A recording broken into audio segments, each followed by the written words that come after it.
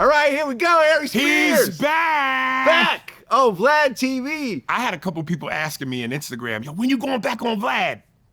There we go. Man, I feel like you're on fire right now. Right now, I feel like the whole time we've been doing interviews, this is the hottest you've ever been. Am I right now? Am I right? Listen,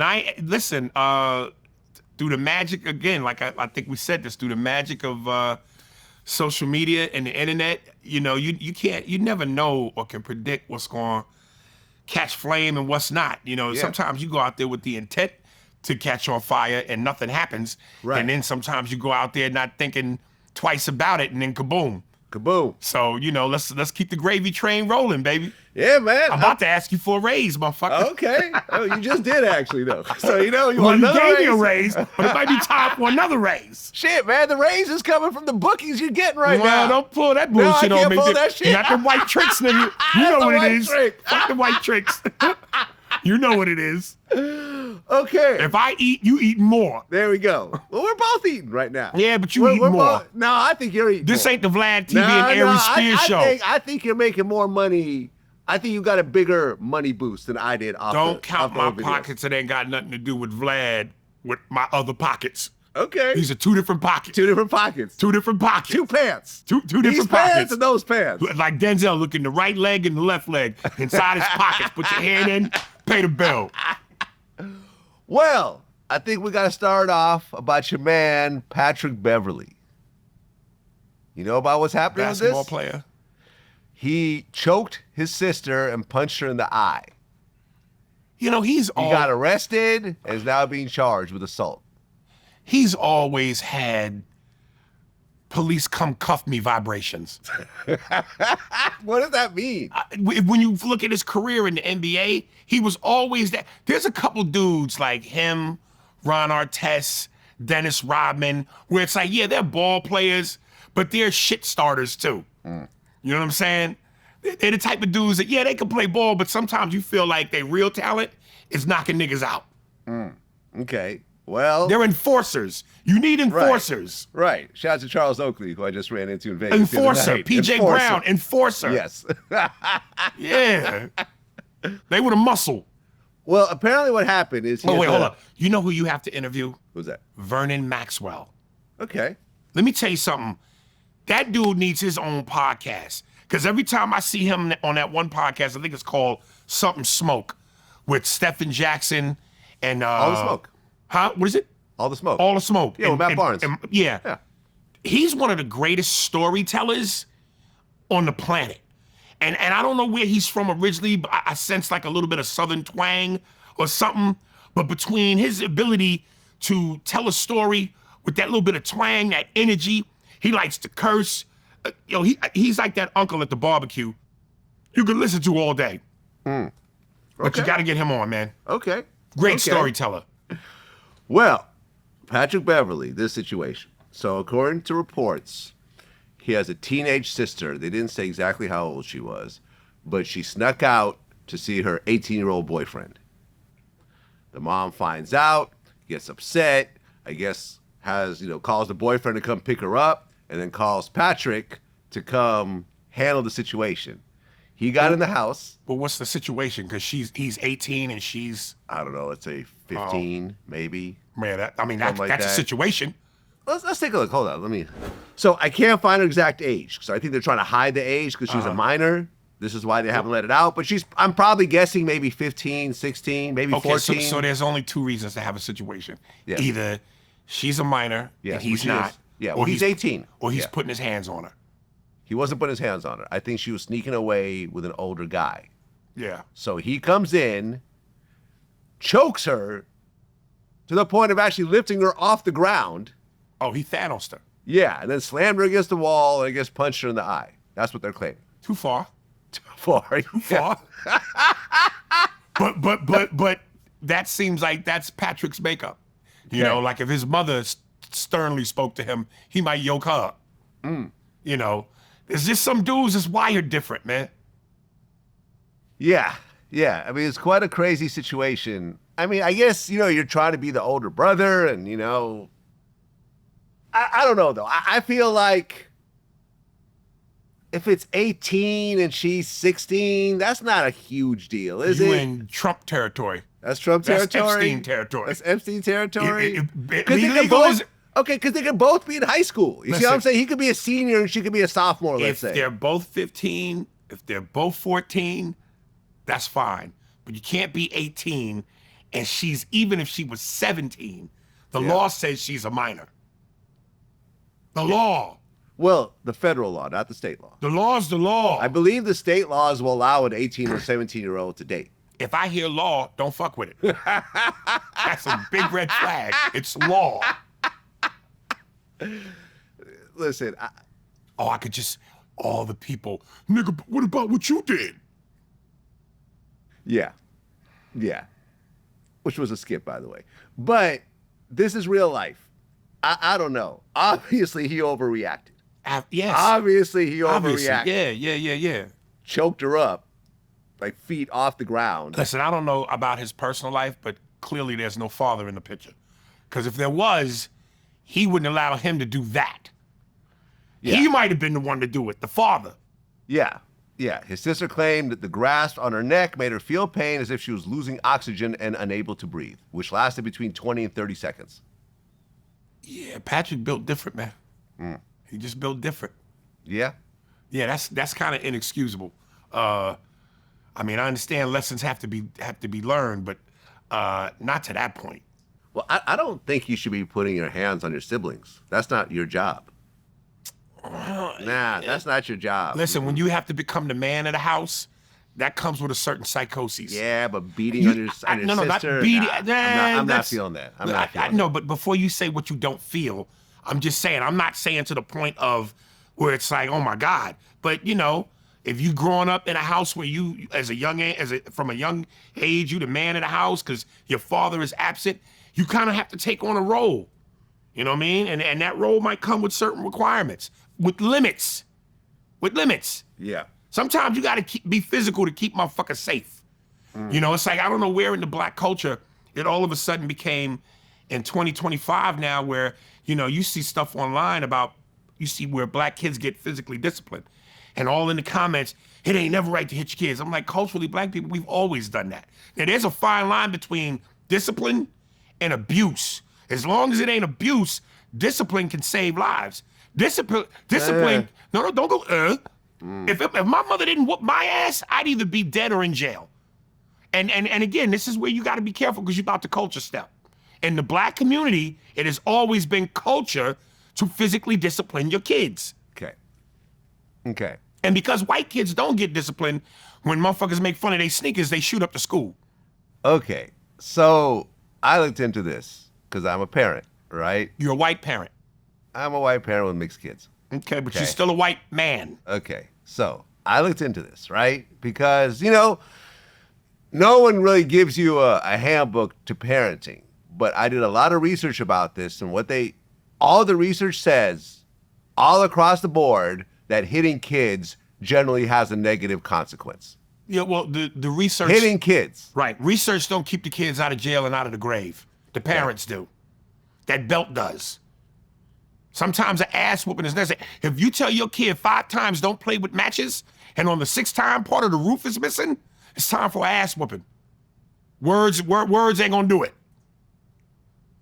So you hit your kids? I haven't had to. Okay. I've never had to. No, what do you mean? Okay. All right. You're just speaking as a concept with not actual reality. Vlad. So you raise your kids the same way that I do. We both don't hit our kids. Well, but you're telling me that. First of all, let me be truthful. First of all, my kids have predominantly been in the care of their mother. Okay. You're still the father, though. You're still the father. Yes. You're not a deadbeat dad, right? No, but so therefore you're raising your kids. Okay. Again, stop trying to teach me about black culture. You just stepped into it the moment you got some black pussy. I've been living in it since I came out of black pussy. I've been living in black culture since I got out of black pussy. You got into it once you got in it. Okay. So understand, fall I've been back. in it for a while, though. Okay, but fall back. Since about 18. A while ain't forever. This is forever. Okay, right. I'm gonna die with this. You not. And they'll tell you, black people will tell you, there used to be a time in my mother's era where if you fucked up, the neighbors would whoop your ass. Right. Now, we've gotten away from that. Or the teachers whoop your ass too. And that's a slippery slope. Yeah. But for the most part, yeah, Black people, that's why we don't allow our kids to talk to us like we're their contemporaries, because they're not. We're the parents. I agree with that. We have a dictatorship, I agree not a with that. democracy. I agree with that. Okay. But the hitting part, I don't agree with. Again, there's a fine line between a whooping and abuse. Now, you beat your kid up with an iron in your hand, that's abuse. A belt, that's discipline. I disagree. Well, and you know what? You live in a country where you can have that right to disagree. Right. And to prove my point, you've never done it.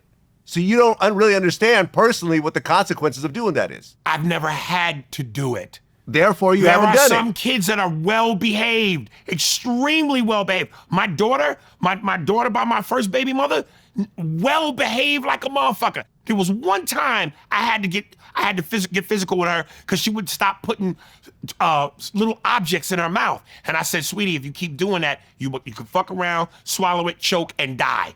And when she didn't listen, I had to put the hand to her. And she never did it again.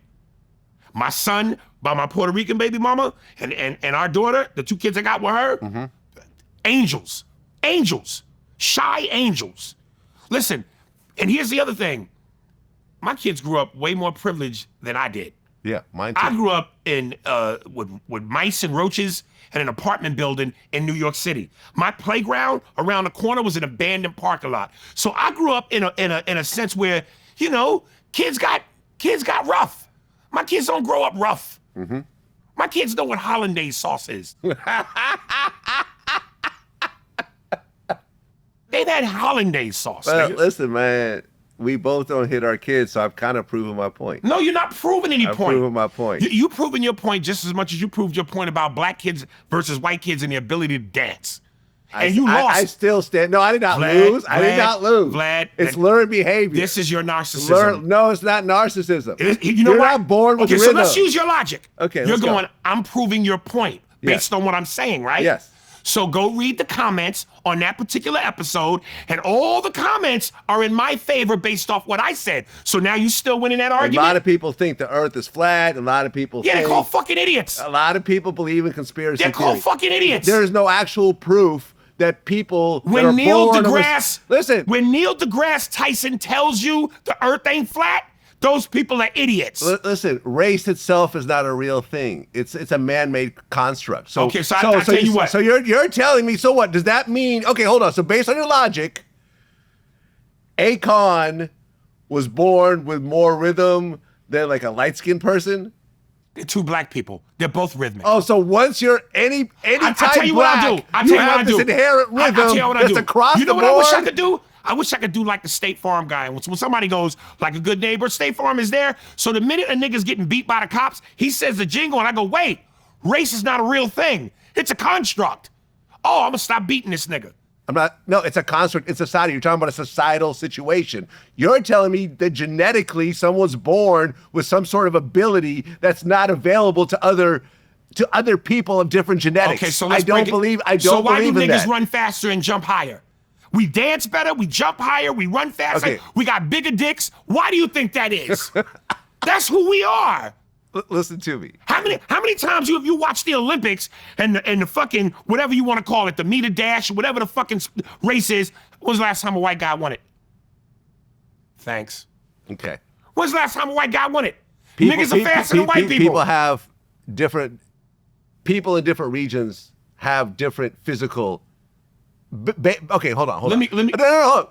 Based on evolution, people are going to evolve differently in different parts of the world. I get that part. But rhythm is not a physical construct. It's not a physical construct. It's not the same as running faster or jumping higher. It's rhythm. It's something that's learned.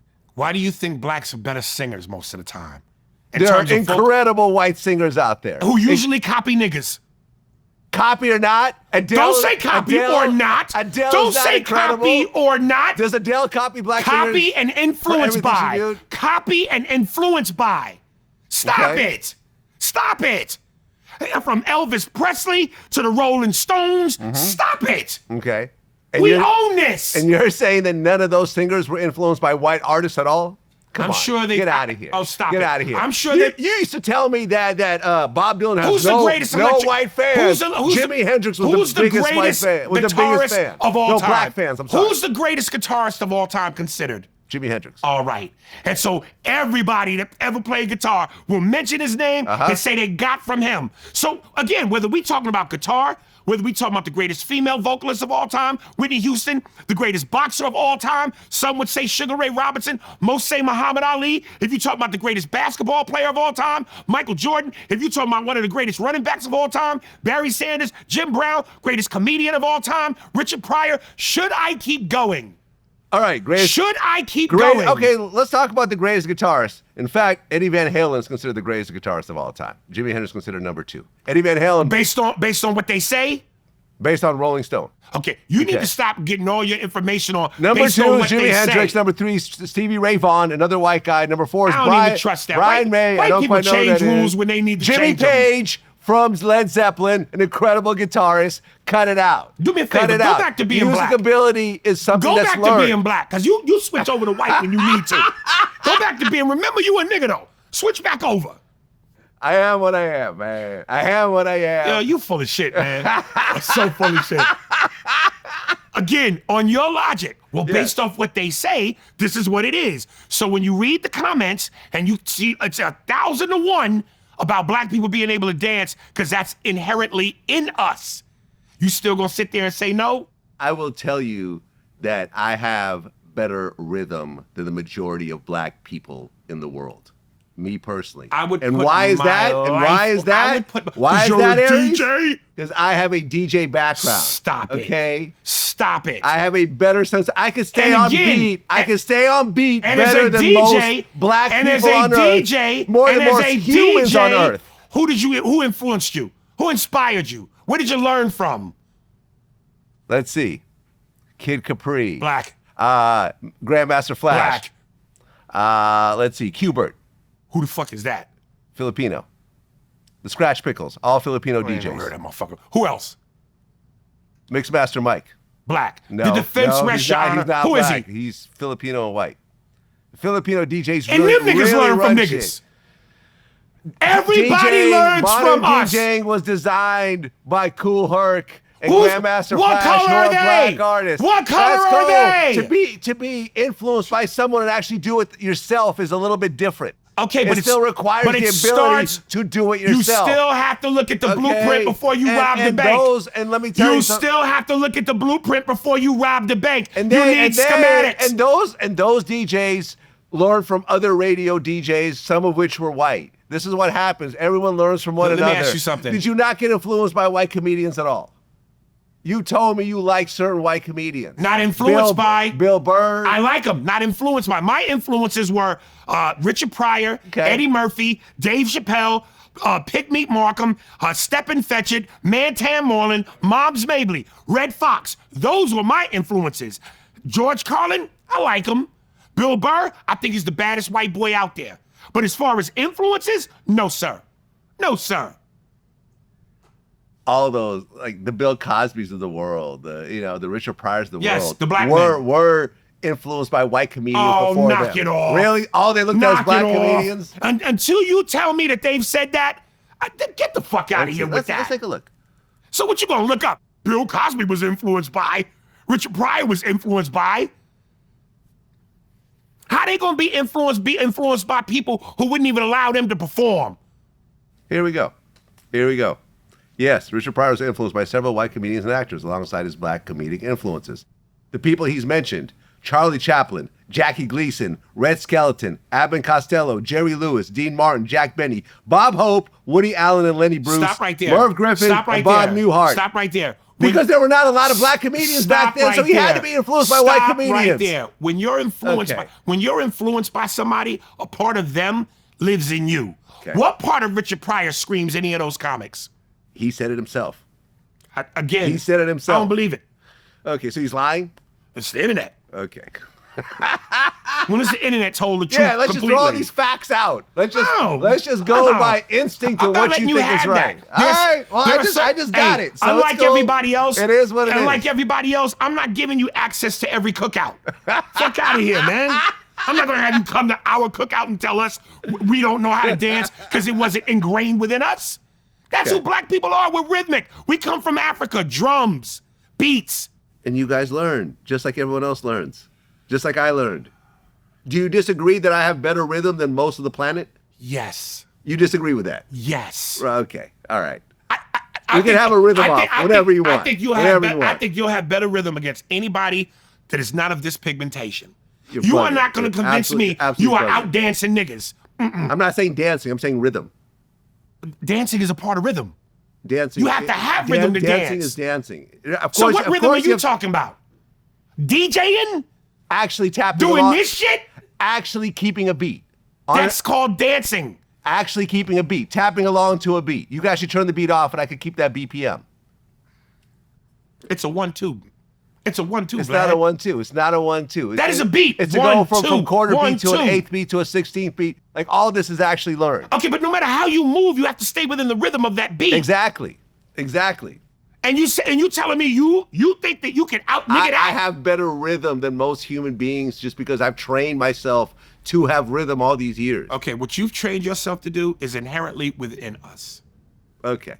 It's inherently within us. Don't get mad because you I'm not haven't getting been mad. blessed. It's just not true. You had to be taught. I have met so many black people with no rhythm whatsoever. Whatsoever. Literally. Especially girls. Whatsoever. Oh, now I'm done with you. If don't nobody else get rhythm first, it's girls. Okay. Not every girl. Not every We girl. doing retards, Down syndrome bitches? I have dated multiple women who just had no rhythm who were black. It just said they would laugh about it. It'd be like a running joke. Let me say this. Okay. Because this is my own quote. Who can't dance, who can't tap along the shit, nothing. This is my own quote that I will pat myself on the back for. Let's go. Of course, there are exceptions to every rule. Ah, yes, the white tiger part. The exception is not the rule. Okay. There are black women out there with asses flat as notebook paper. Right. That's the exception. That's not the rule. The rule is Atlanta. Bow. That's the rule. I'm not talking about physical attributes. But that you're trying to no. gaslight into a different direction. That is in everything. That permeates everything. Rhythm Every is not a aspect physical of life. attribute. Whether it's dance, whether it's okay. Yeah, were there some white boys in the NBA that could dunk? Okay, how about this? Hold up. Brett Barry. Is there a Larry Bird? Of course. Yeah. Is there a Doncic? Of course. Those are exceptions. Okay. Those aren't the rule. Do you think that black people naturally write better than other races? Right in terms of what do you mean? Just write. Like novels, writing? books, the written word. Yes. Okay. So, in that sense, wouldn't every New York Times bestseller be by black authors? Not necessarily, because we never had the kind of access to education that you have. Okay. So to a degree, 2025. so you think in 2025, everything is just absolutely on the equal playing field? No, but people actually have self-publishing and so forth. You have Amazon, and the best books actually do rise to the top. So what I'm saying is you can't say that certain races write better than other races. I don't know what the makeup. I would probably guess that there's probably more white writers in America. And the fact that in the New York Times bestseller list, I might be wrong, but that wouldn't prove that white people can naturally write better. And the fact that you can't even learn about some of the great black publicists. There are great. Wait a minute. There are great. Let me finish my statement. Black writers. Go ahead. Let me finish. And the fact that you can't even learn about them in school because it's not taught within the curriculum is based on a racist institution, which proves my point in terms of access. Certain things that should be taught aren't even taught to us within the curriculum. And you think that's an accident? Okay, listen. There are incredible. Answer my question. There's incredible black Answer writers. my question. Do you think that's an accident? That what? Certain things in terms of the school system, in terms of curriculum, is not taught to black kids in terms of access. And you don't think that Such as? Give me an example. what you just said. I'm sure there are plenty of black publishers out there, great writers, who we don't learn about. I read Alice Walker books in high school. You did? It was part of the curriculum. I did not live in a black neighborhood.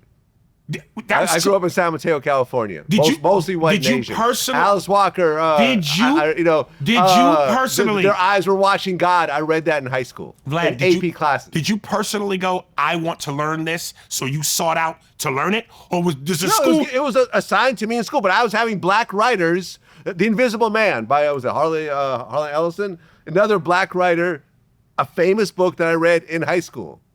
People are So the school, today's lesson was we're gonna teach the whole class about these top-notch black writers and publishers. we had certain that was books the that lesson were for the day. assigned. We had certain books assigned to us as the curriculum, and we'd have to write reports on those books. And some of those books were done by black writers. All I'm saying is you can't say certain races write better than others. I didn't say that. You know what I'm saying? But you say that certain races have better rhythm than others. That's the equivalent. That's totally different. No, it's not. No, being a great writer and having rhythm are two learned Hey, things. Vlad, there's a lot of niggas that could dance their ass off, can't read a lick. Okay. There's a lot of niggas people that can write their ass off and can't dance a lick. There's what? There's a lot of people that can write their ass off and can't dance a lick. That would be white people. It's also some black people. Oh, God. What did I just say? Not every black man has a big dick. That's the exception. The rule is most niggas is packing. Okay? Most black women have fat asses. There are some black women whose asses are flat as fuck. Once again, physical attributes. I'm not talking about that. No, I mean, rhythm is not a physical attribute. It's not a physical attribute. You don't have like a rhythm bone in your body. That's not a thing. You don't have a rhythm muscle. You know what's terrible about white guys that do what you're doing? Okay. And this is why we have racial issues in America. Well, let's go. Because black people as a whole, we tell you what it is, and you tell us No, how. you're just telling me your opinion. I respect it, but I disagree with it. You're not listening. And this is another thing. You run your mouth too much instead of listening. Okay. Black people as a whole and a community and as a culture, if you got an abundance of a culture telling you what our issues are, and instead of what most white people don't do is listen. You guys deflect, you defend, and you deny. You get defensive and you feel threatened. So what you do is you argue. You become argumentative. So what you do is go, fuck the fact that the entire culture is telling me what it is. I'm gonna tell y'all what it really is from my point of view. Why would I be defensive when I actually have rhythm? Like, I'm not trying to justify something. Vlad, that's you. You're the black jelly bean in a bowl full of colors. There's not a lot of you, motherfucker. Stop thinking that you are the rule. You're not. You're the exception. Okay. I'm just gonna leave it at that. This can go on for the next 4 or 5 hours. We got other topics to cover. All right? We cool with that? Yeah, man. Well, speaking of basketball, the NBA gambling bust. I know about this, but I'm not deep in it. Chauncey Billups and Terry Rozier were arrested by the feds for gambling. Yeah. Chauncey is an actual NBA coach. Was. And Terry is an active player. Was. Oh, was. Yeah, they're never going back. Why do you think two guys that are, have top-notch positions in the NBA, knowing that if this ever comes out, they can never play in America ever again? They might be able to go overseas if they're lucky. They can't play as a college coach anymore. They probably can't even play for high school.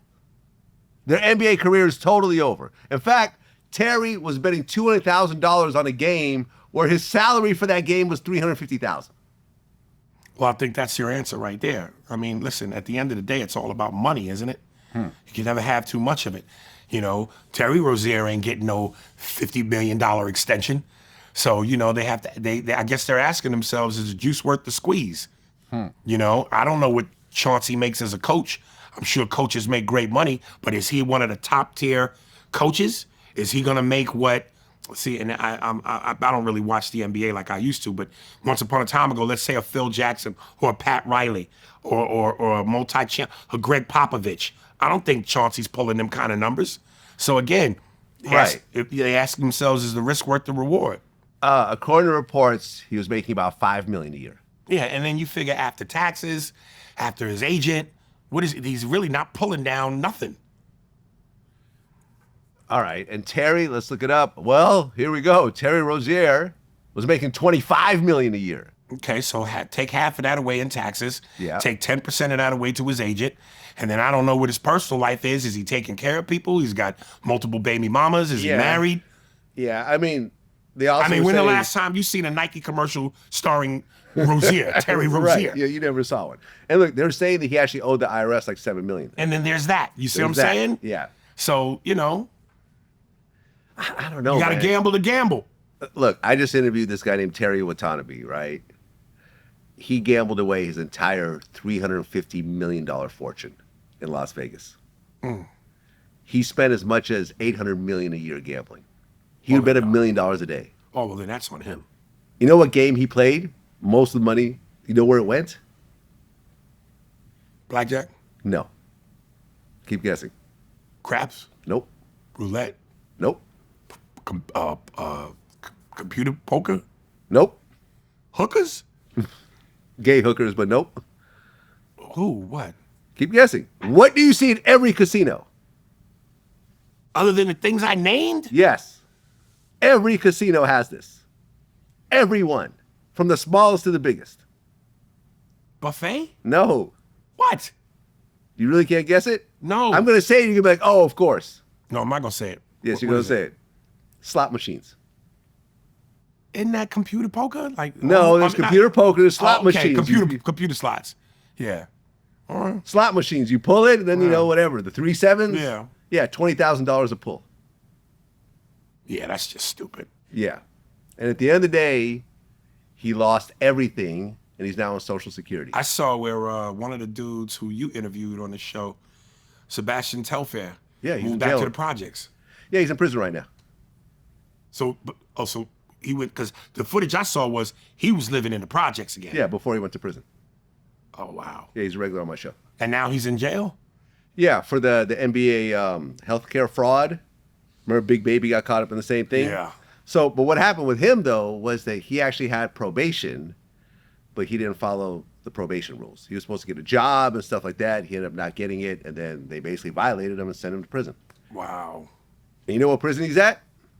Rikers. Nope. Fort Dix.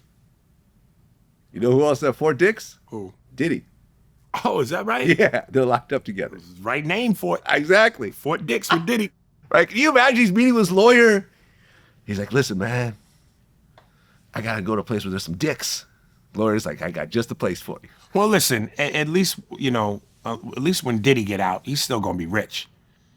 Yeah, no, listen, Sebastian is an interesting guy, man. I started interviewing him maybe like 2 years ago. And like, if you know his story, he was like the hottest dude in high school. He was on the cover with LeBron James on Slam magazine. He was pretty hot in the NBA for a second. Well, yeah, I mean, like he was that guy. He goes into NBA hot, but then there's like a lot of problems. He got caught with a gun, then caught with another gun, and then like, you know, there was a shootout that happened outside of, you know, Justin's restaurant where I think Fabulous got shot in the leg, and it was a whole bunch of mess. You know who else is headed in that direction if he's not careful is John Morant.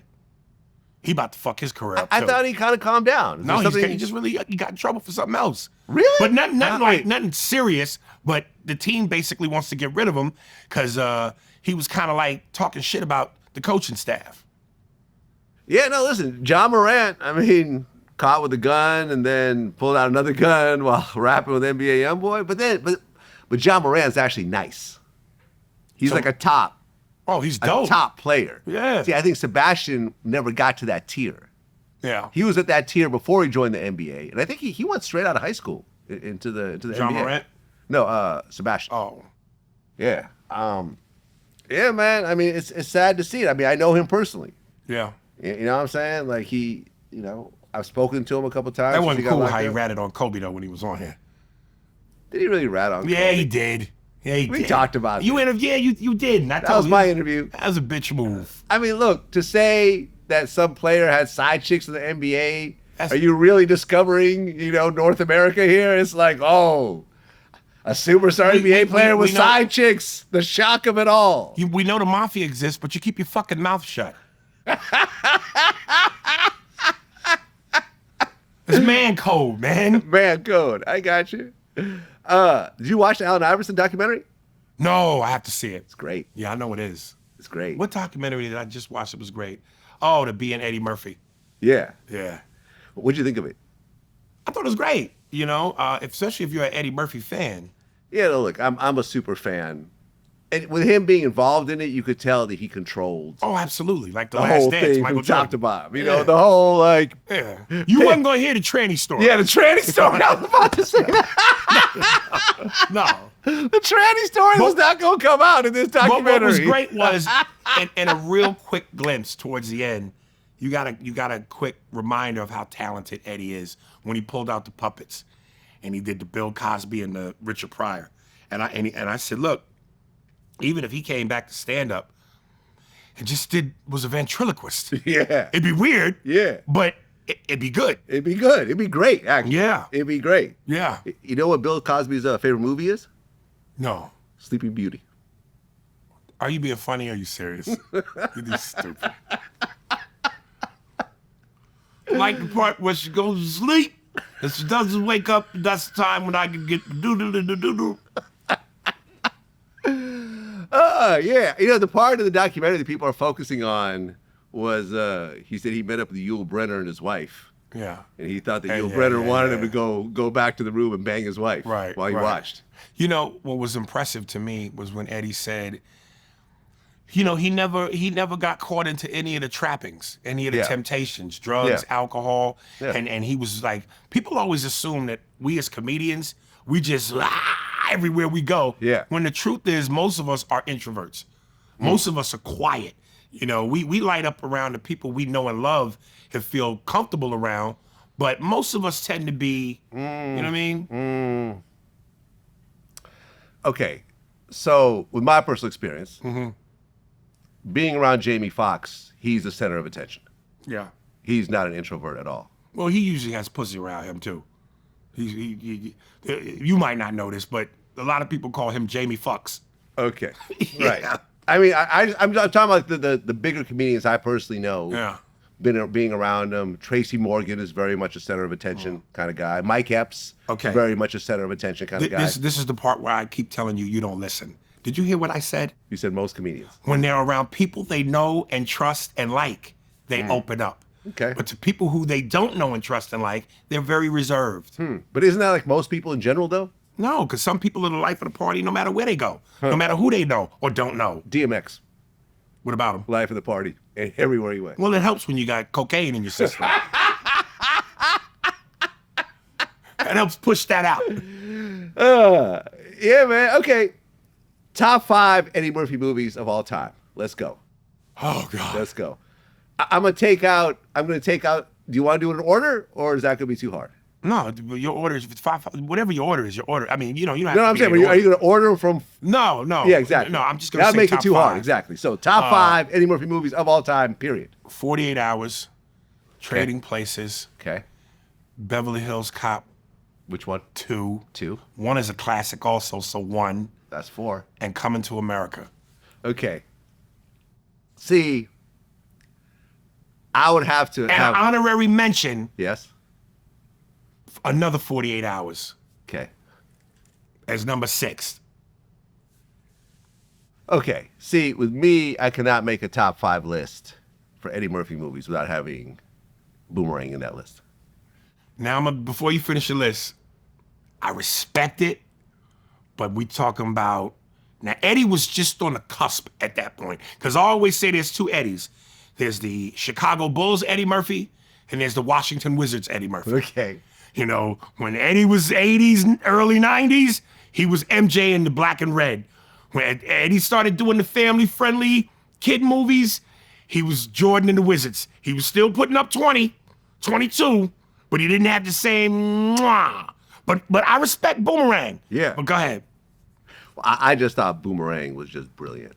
And not only was it was different than what he ever did before. Uh-huh. You know, it's like, okay, here's Eddie in a business kind of setting. Yeah.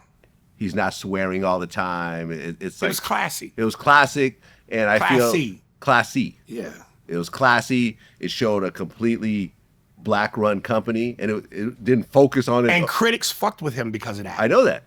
Yeah. I know They that. were like, yo, how could this There's There's be? no white people running the place. Where's the white executives? Right, yeah. Exactly. And he's like, Right. well, remember, and he's like, well, no one complained about Boys in the Hood being all black. Of course not, because we was negative. It was negative. Right, but having a Yeah. positive thing. And I just feel like everyone just killed it. John Witherspoon killed it. Martin Lawrence killed it. David Allen Greer killed it. Holly Berry killed it. What's her name? Chris Rock, for as small as Chris his part Rock was. killed it. Yeah, Eartha Kitt killed Eartha Kitt. Yeah. It's just like from beginning to end. Yeah. It was just, there was no letting up. Yeah. And Robin Gibbons killed it. Grace Jones. Grace Jones. That's Yeah. what I'm saying. It was Yeah. just great Classic from scenes, beginning quotables. to end. Yeah. Beginning to end. There was no lull in the movie. Right. It was just awesome. Great script, great acting, not a flaw in that movie. I'm gonna tell you 2 Eddie Murphy movies that I think most people feel are underrated, but I don't think they did commercially well at the box office, because if they had, there would have been sequels. Anytime something kills at the box office, Hollywood jumps on the sequel. But Harlem Nights and Life.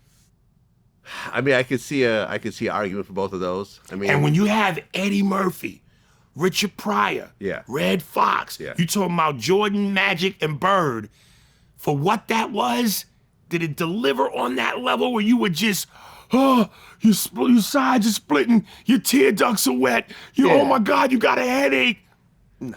yeah, I think that was like a love letter that Eddie gave to his, To people, his icons, to the generations. to the generation. Yeah. and I thought he did a great job of it. Yeah. In the documentary, what shocked me was he said that Red Fox died penniless. He had Oh, to yeah. bury Red Fox And Buckwheat. and Buckwheat. Now the Buckwheat thing I can kind of get, because Buckwheat was a child actor. He didn't have an adult Yeah. career. I get it. But Red Fox had a syndicated TV show. Yeah. Red Fox had a whole network TV show for how many years? But they were screwing him then. Yeah, it was. Listen, it was sad. this business sodomizes you. You know what I mean? And if you can survive the sodomy and you got a story to tell, then you're a winner. That's why I love when Dave Chappelle said, Eddie survived this business. And part of that, goes on Eddie, because again, he didn't fall for any of the trappings. But Yeah. what's your list? So Boomerang, what's your other 4? Okay, Boomerang. Trading Places. Why is this so hard for you? Because I want to pick the right movies. Because there's four so of much. There's so much greatness. The 5 of mine were pretty right. No, I mean I'm not arguing with your 5. I just said Boomerang needs to be in the list. Okay. Okay, so You got, you said I think Trading Places. the first Beverly Hills Cop. Boom, that's 3. That's 3. Nutty Professor. Coming to America. There we go. There we go. Because I feel like you have to show the brilliance of Eddie doing multiple characters. You got that covered with Coming to America with the barbers. I know. So Nutty Professor is the only one that you're kind of Yeah, kinda because I questioning. like Nutty Professor, but Coming to America, like was Boomerang, much better, yeah. the performances, It was the much cast, better. Yeah, no. Coming to the America was quotables. flawless. Here's something Eddie, I think, should have done that I wish he had done. Did a whole movie about the barbers, where Yeah. the barbers were the star. Do a whole movie of life where it continues with Claude and Ray Gibson as old men. Yeah. Because some of that banter between Martin and Eddie as the old men, oh my God. Oh, did you ever see the outtakes of that? Mm-hmm. This is the brilliance of Eddie Murphy. So at one point, him and Martin are in the period piece car, and they're driving on a long highway road where, they're the only car what feels like for miles.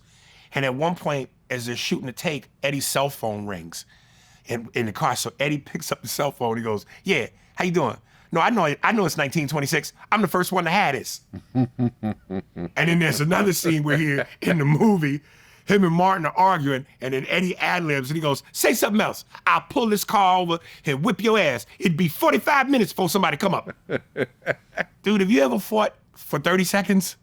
Yeah. You get winded. Yeah. That nigga said for 45 minutes, Right. he's beating your ass till somebody comes up. Oh, God. One more thing before we get off this Yeah, topic. go ahead. I wish to God, and Eddie Murphy, and here's the thing, it was funny when they said one of Eddie Murphy's favorite shows, because he's at home a lot, is Ridiculousness on MTV. And sometimes when you hear that celebrities watch certain shows, it almost takes you aback, because you go, damn, he watched that? So you never know what people are checking out. When Eddie mentioned how he was like, I kind of wanted to get back into stand-up, but then COVID happened, and I saw the footage where D.L. Hewley passed out at the Nashville club, and I was like, I ain't getting back out there. So again, you go, wow, Eddie's looking at the internet. Yeah. So Eddie, if you ever see this, nigga, please put back your original laugh. I hate this new laugh he does. Give us the classic. And he said he stopped doing that because he felt like it was becoming bigger than him. And he didn't just want to be known as a laugh. dude, that's your iconic. Yeah, that's your laugh. That's Yeah. your laugh. Right. We know Eddie Murphy when we hear that laugh. Why would you get rid of what makes you part of what makes you an icon Yeah. for that bullshit gackle? Oh, that's like Jordan Duncan with his tongue in his mouth. Come on, man. You know, while you're talking, I was thinking about it. Nutty Professor or 48 Hours. No. It's hard. That would be the one I'd have to switch up. I'd have to take out Nutty Professor and put in 48 Hours. Oh, yes. That's the classic. That started it No, all. no, it's a great movie, but they're both great movies for different reasons. Yeah, but that 48 Hours is Michael Jordan when he won his first 3 championships. Right, but Eddie Murphy playing the whole family. Brilliant. But again, you get that in Coming to America, which to me is the better movie. It is a better movie. What is this, Velvet? Ha ha. Come on. And the fact that you didn't even know that was Eddie till they told you at the end of the movie. Right. Most black dudes in whiteface look ridiculous. Yes. Like, ain't no white boys with nigga KRS-One noses. Well, yeah, like for example, Dave Chappelle doing whiteface. It's terrible. It's Dave It's Chappelle terrible. in whiteface. It's But when not- you have Rick Baker doing the makeup, who's an Oscar-winning makeup artist, exactly, yeah. come on, man. Well, Cardi B just had a baby with Stefan Diggs. But since she is still legally married to Offset, Offset is legally the baby's father. You can take the niggas out the ghetto, can't take the ghetto out the niggas. And Stefan Diggs just had another baby by another girl like a month or two ago. So this is what's crazy. Yeah. Does Cardi like really believe he ain't gonna sleep around on her too? Offset slept around on her, which is why she left him. You think this nigga's not? Come on, man. Stop. I mean, he has 2 kids like 3 months apart. So, you know, he was sleeping around on her while they were dating. So, I mean, it just is what Well, it I is. tell you, new dick and pussy make you act stupid. Yep. But once the pheromones die down, it's the same old shit. It's like Chris Rock said it, man. He said it best. He said, old pussy will give you a headache. New Yeah. pussy always clears your mind. Yeah, until it starts giving you headaches. It just started giving you a headache again. You know? That's funny. Yeah, man, listen. You're right. Cardi B left Offset, who's the mother of, they have, what, 3 kids together at this I point? think so, yeah. Because this is her 4th. She only had 1 with Stefan, right? Yeah, this is Yeah, the so 4th, 4, right. yeah. So to go get with a guy, but the thing is that she's messing with the same type of guys every time. High profile, successful, rich men who are famous and got access to all types of top-notch women. So what do you expect? Like, if you really want a huge difference in the outcome, you need to have a huge difference in the type of person you choose. Yeah. Get you a regular guy who worships the ground you walk on, and oh my God, I'm with Cardi B. I'm not going to mess this up. I'm going to be devoted. I'm going to be this. For Stefan, it's like, all right, I got another bad chick under my belt. But when you say a dude's going, oh, I got Cardi B, the only dude that would say that is a fan.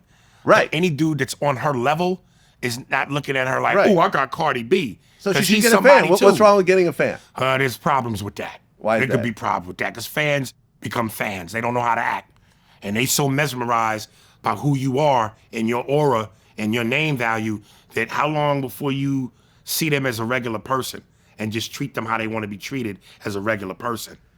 You've never. You don't want a fan for a lover. Really? You want somebody that I've had fans. Of course that you I've have. gotten Of in course. relationships Of with. course you Yeah, I have. I'm not going to deny Of it. course you have. Absolutely. You the most Absolutely. rhythmic, big dick having this white boy, fucking black bitches.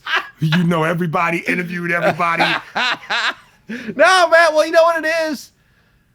A woman, okay, if you're a famous man and that woman is a fan of you, it's kind of the same as you being a beautiful woman and that man being a fan of your beauty. You know what I'm saying? I think it's kind of equivalent. Yeah, Equivalent. but there's a lot of bad, beautiful looking bitches running around. Ain't a whole lot of CEO millionaire men running around.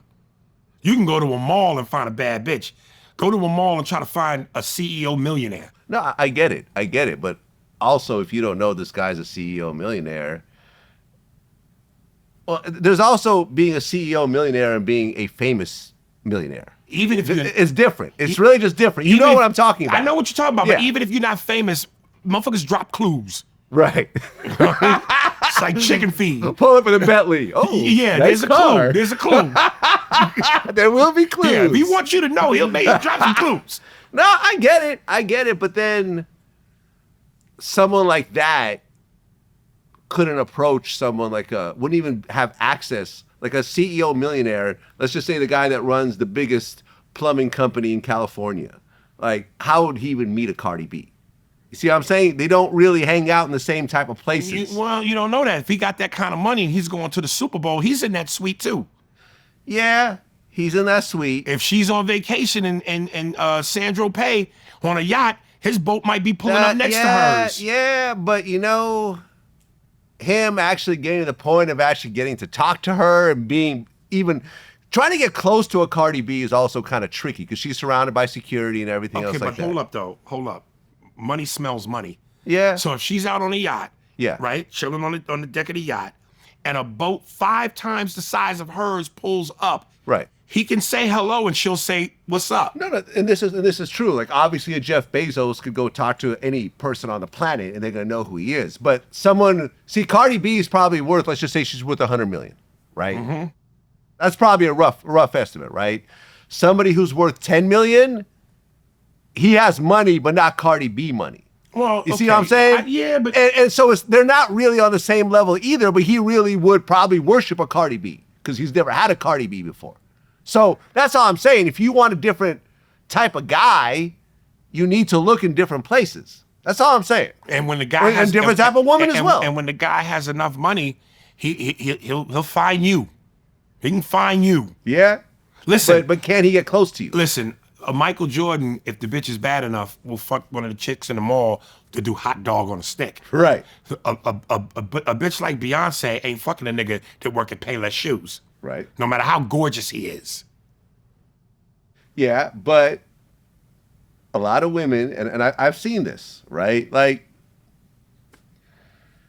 a lot of women who are successful, for example, you look at like a Monique, for example, right? She's the comedian? The comedian, yeah. Right?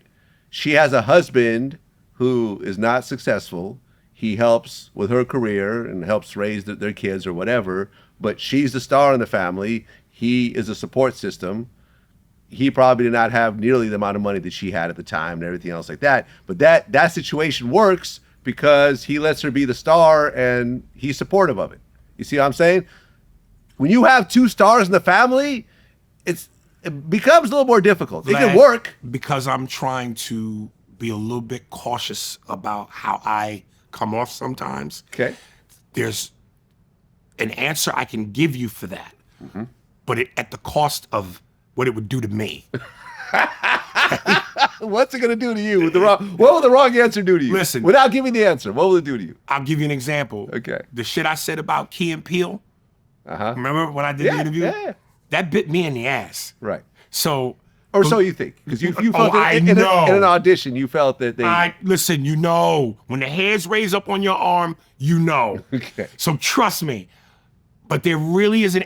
I'll just say this. I'm not gonna get deep, but I'll just say this. Okay. There's a clip that I saw on the internet recently where Leslie Jones, the comedian, is complaining about how come she don't have a man, and she goes, "I'm rich, I'm this, I can fight," and then she goes on to say.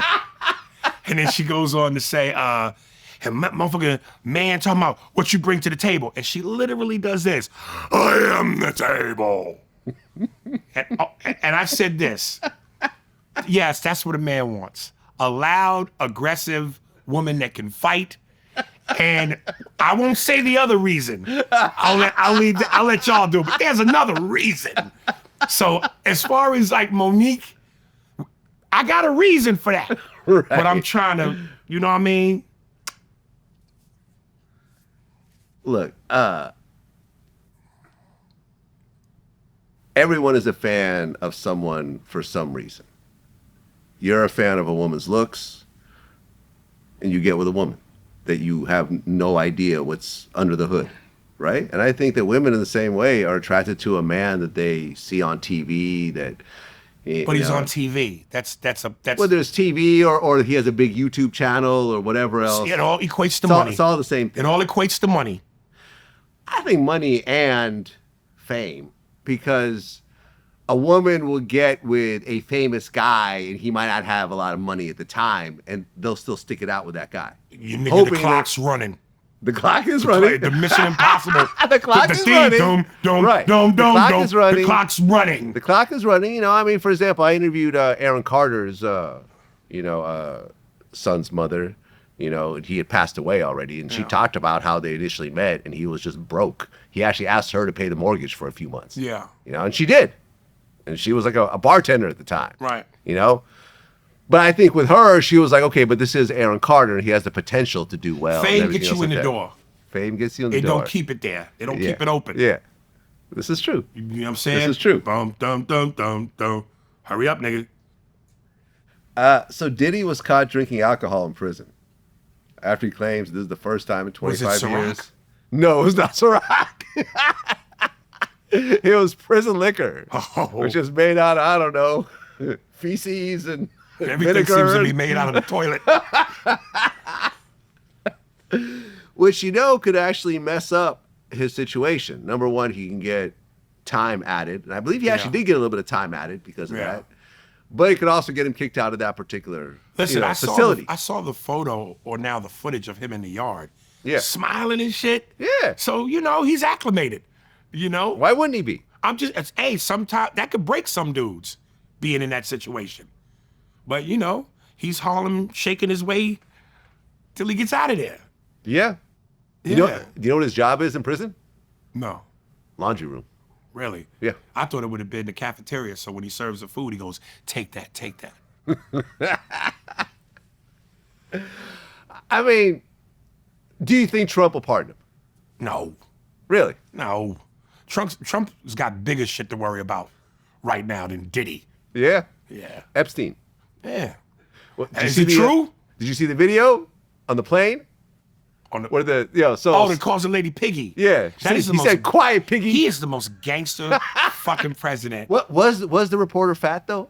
Why would he call her Piggy if she wasn't? I guess she must have been fat. There was another clip I saw where he was answering questions, and one of the reporters had a very thick Indian accent. And the first time he said, and he goes, and Trump just cut him off and goes, I'm sorry, next question. I can't understand you. The accent's a little too thick. I'm like, this nigga don't give a fuck. Well, this right here is Catherine Lucy, who he called Piggy. Oh, that's her? She's not actually fat at all. Yeah. Yeah, so he's just an asshole. He is just an asshole. Yeah.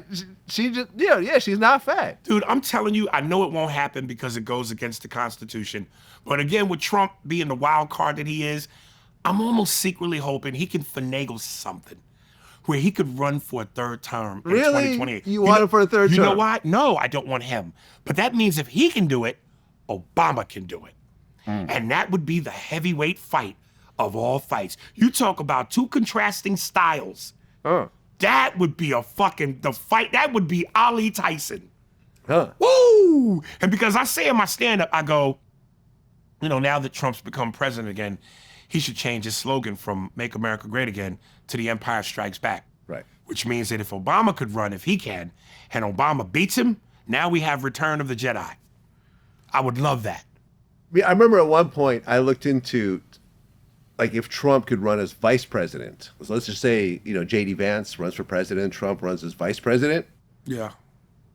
It's not actually allowed because if the vice president dies or gets impeached, then Trump would become president, which would basically be a third term. Yeah. So yes, he's not allowed to run as a vice president. He would have to legitimately get a third term.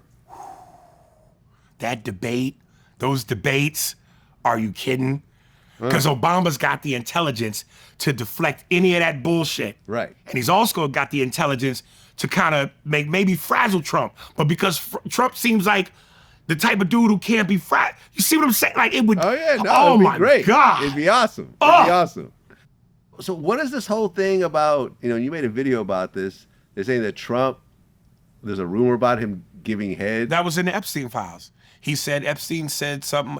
Well, you know, they would call Bill Clinton Bubba, and he said he alluded to that he basically gave Bubba head. You didn't hear this? I heard about it, but I'm like, is it a real thing? Is it actually in the Epstein files? It was in the files. Okay, right, because there's also this picture here. Oh, well, he looks like he's grabbing his dick? Yeah, like, now that's fake. No, they're saying that's a real picture. Are you serious? No, that's in like BBC.com and Reuters and everything else like that. That's a real photo. Well, if it's that was not fake. If it smelled like doo-doo and looked like doo-doo, it's probably doo-doo. It's doo-doo. Right, because you made a whole like. Somebody in the comments said, if this is true, we have the first LGBTQ president. You're right. First gay president. Yeah. Yeah.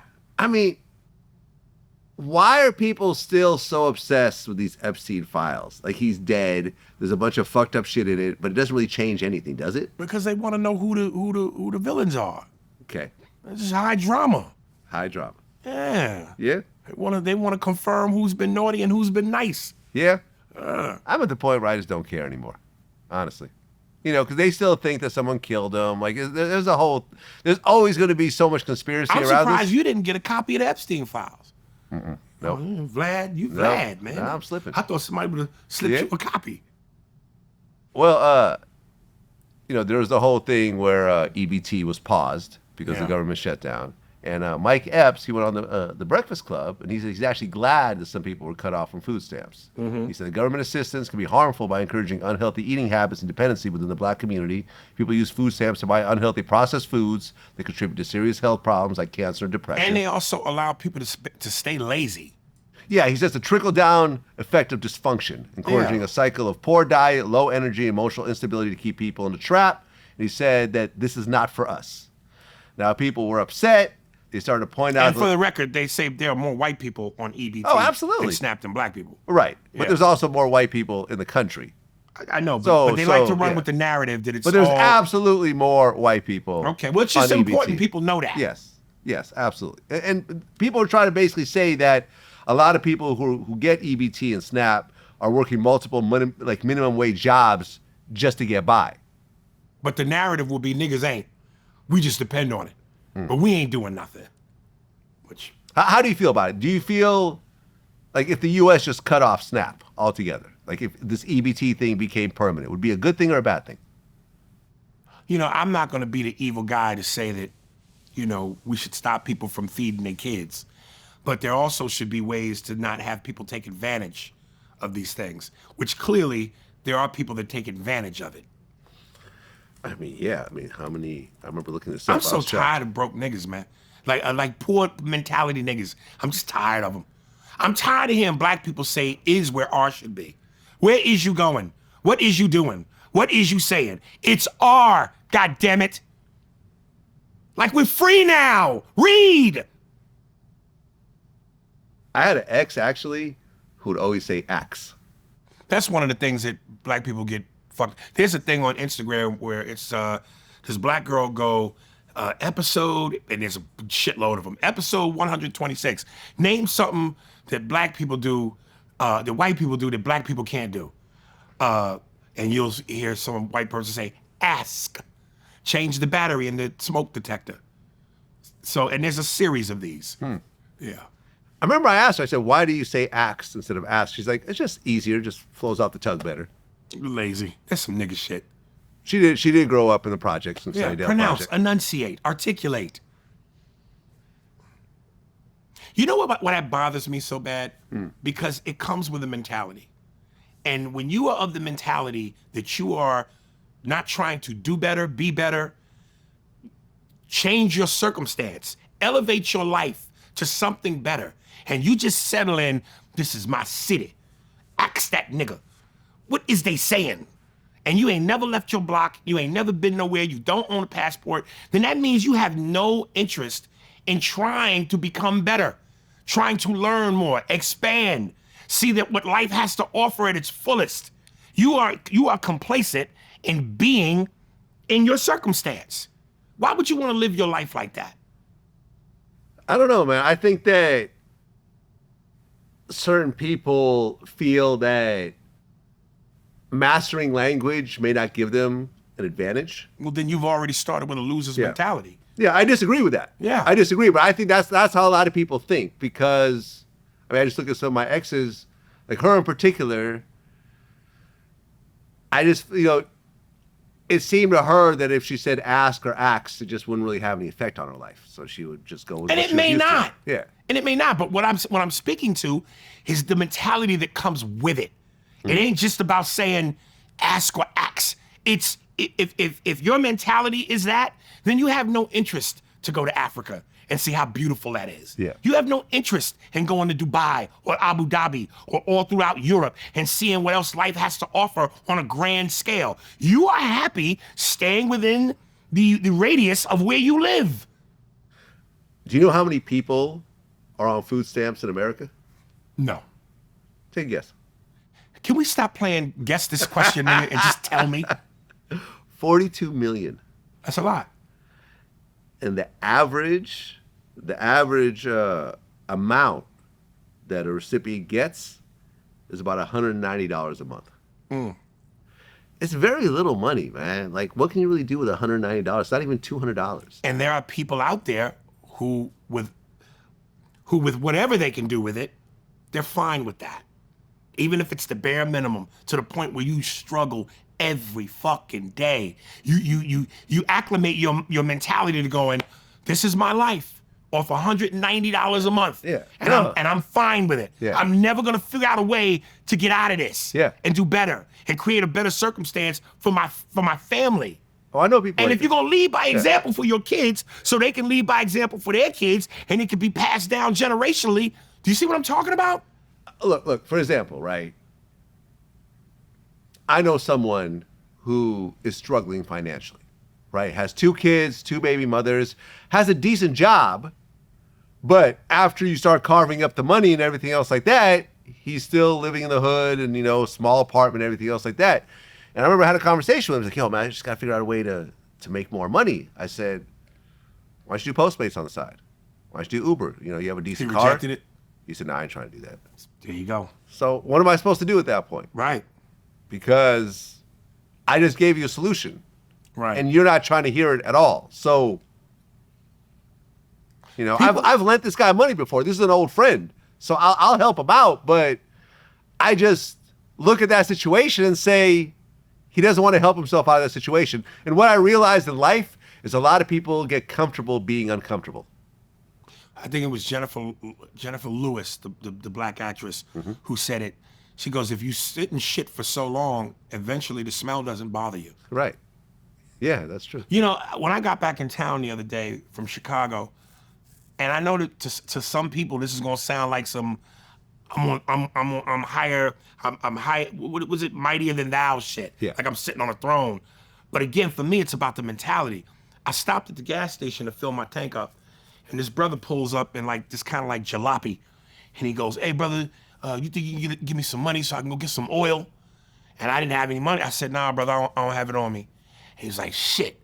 And then he went and I think he picked a cigarette up off the ground or something like that. And I'm like, if you're a grown ass man, I'm not gonna blame you for the kind of car you drive, your circumstances or whatever they are. But you're a grown ass man and you don't even have the money to put oil in your car, which really you shouldn't even be driving. But the fact that you're a grown ass man and you driving this jalopy and you don't even have money for oil, that don't make you feel some kind of way? Yeah. That don't make you feel a certain way? That's bananas to me.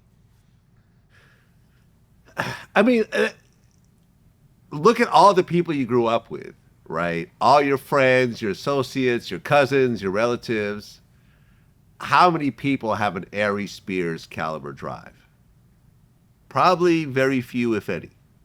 You have to have this drive to really want to excel, and you have to keep failing at it, and you have to deal with the ups and downs of it, as opposed to just going the safe route and just being comfortable.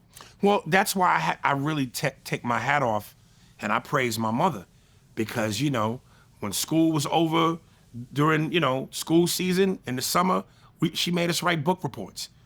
She made sure we didn't go, where is you going? When it's where are you going? My mother was an intellectual. My mother pushed me. My mother was a jazz blues singer, still is. She pushed and nurtured my craft and went, if this is what you want to do and you're serious about it, I'm going to be your Catherine Jackson and make sure you get off to a Jackson 5 type start. So my mother ingrained a lot of that in me. And what I find sad sometimes is when I see these videos on Instagram and TikTok, as much as you want to blame or look at how the kids act, you go, it starts with the parents. And it's generational. And if they parents, for lack of better words, I know this might sound cruel, ain't shit, then the kids ain't gonna be shit. You want to know what I did recently? So, I'm friends with Carl Kanai, right? Mm-hmm. The designer. So, I invited him over to the house. And I told my kids, hey, you know, Dad's friend Carl Kanai is coming over. He's a famous designer, one of the first black designers, had his own successful brand. All the celebrities wore his stuff, everything else like that. So my daughter was like, Dad, do you think he can make a jacket that I designed? I said, let's talk to him. So he comes over, and, you know, the three of us start talking, and, you know, she's like, I want to design this jacket. He goes, do you have a design? She said, yes. She pulled out her iPad, showed the design. He's like, okay, you're going to need a logo. She went in the back, created a logo, came back, took the design, created a 3D image of it. We went over to his house. He had his textile person there. Yeah. They started going through with all the materials, and now he actually has the jacket made. So my daughter has designed her first jacket at age 9. Wonderful. And now she's saying she wants to be a fashion designer. And she's already off to a great start. She's already off to a great start. This is the kind of cool shit parents could do to help out their kids and push them in a certain direction. Let me go back to something I said on probably the last time we did this. Mm-hmm. And I go, because there's this homophobia that's within the black community. If you have a son or a sibling or a son or a daughter that is into ballet or into something that we might deem gay, what do we do instead of nurturing what could be the next Baryshnikov or the next great Ernie Barnes? We discourage it by calling them gay. Man, you ain't a man. We question, you gotta be a man, you gotta be macho. You question one's manhood. You question whether it's gay. And you discourage what could be the next great artist. Yeah. Because we have this mentality embedded within the black community that everything gotta be hood. Everything gotta be street. And that's unfortunate because you're hindering who could be the next great artiste. Well, speaking of that, when I asked what I should ask you in this interview, someone actually brought up a skit that you did with Damon Wayans back in the day. What they say you is. Hold on a second. What they say you is? Excuse me? What they say you is? What they say I what? When you standing in the bathroom or sitting in the bathroom, what they say you is? Well, when I'm in there by myself, I'm a woman, but sometimes guys look over the top and I don't know what to do. A lot of people love that. Were you actually were you a woman or were you trans in that skit? You didn't know. You didn't know. You didn't know. That was part of the joke. And you gotta understand something. That wasn't scripted. We shot that all. He set up the situation. Okay. He goes, I'm a airport TSA security guy, and for every one of the cast members that goes through the thing, the metal detector, be a character. So I went, okay, I'm gonna do this. So all that was off the dome with me and Damon because he couldn't figure out what I was, and I knew he couldn't figure out what I was. Oh, it's like a Pat kind of situation. Right. So I wouldn't give it away, but at the same time there was mystery. And that's why he actually came up with what they say you is. Yeah. So yeah. Okay. And listen, that's great comedy. Yeah. So miss me with the another black man in drag. Okay. Did you laugh? Was it memorable? Do you quote it? So was that on Living Color? No, it was his show, The Underground. Oh. It went for one season on Showtime. I never even heard about that. Yeah, it did one season on Showtime. Okay, Yeah. I was trying to figure out, it wasn't Mad TV. No, it was called The Underground. Yeah. Okay, so was that the first time you dressed up like a woman? Oh, are you kidding? On television. Mad TV. I did so times. Mad TV was before I had that. the classic sketch with DMX where I played his mother. Okay, so Mad TV was before that. Yeah, okay, way before that. Way before. Yeah, okay. Yeah. And that's another one. I got on Tim's with a grandma dress, the gray granny hair, and the glasses with the chain. Yeah. Yo, ma, just these bitches off the road. Yo, I know what you mean, son. All right? And me and him both going, but that skit is considered classic. Yep. So again, am I bothered by, black man in a dress? Get the fuck out of here. Well, Jake Paul was supposed to fight Gervonta. Now he's fighting, what's his name? Anthony Joshua. Andrew Joshua, yeah. Anthony Joshua. He gonna get mopped. According to betonline.ag, Anthony Joshua's has minus 2,000 odds. That means you'd have to bet $2,000 to win $100. If you think that Jake's gonna, I mean, what's his name? Yeah, if you bet on Anthony Joshua to win, Yes. you'd have to bet 2,000 to get back 100. Yeah. Now, if you put your money on Jake Paul, he's plus 800. That means that if you bet $100 on him and he wins, Yeah. you get 800 back. Let me tell you something. If Anthony Joshua loses this, the fight was fixed.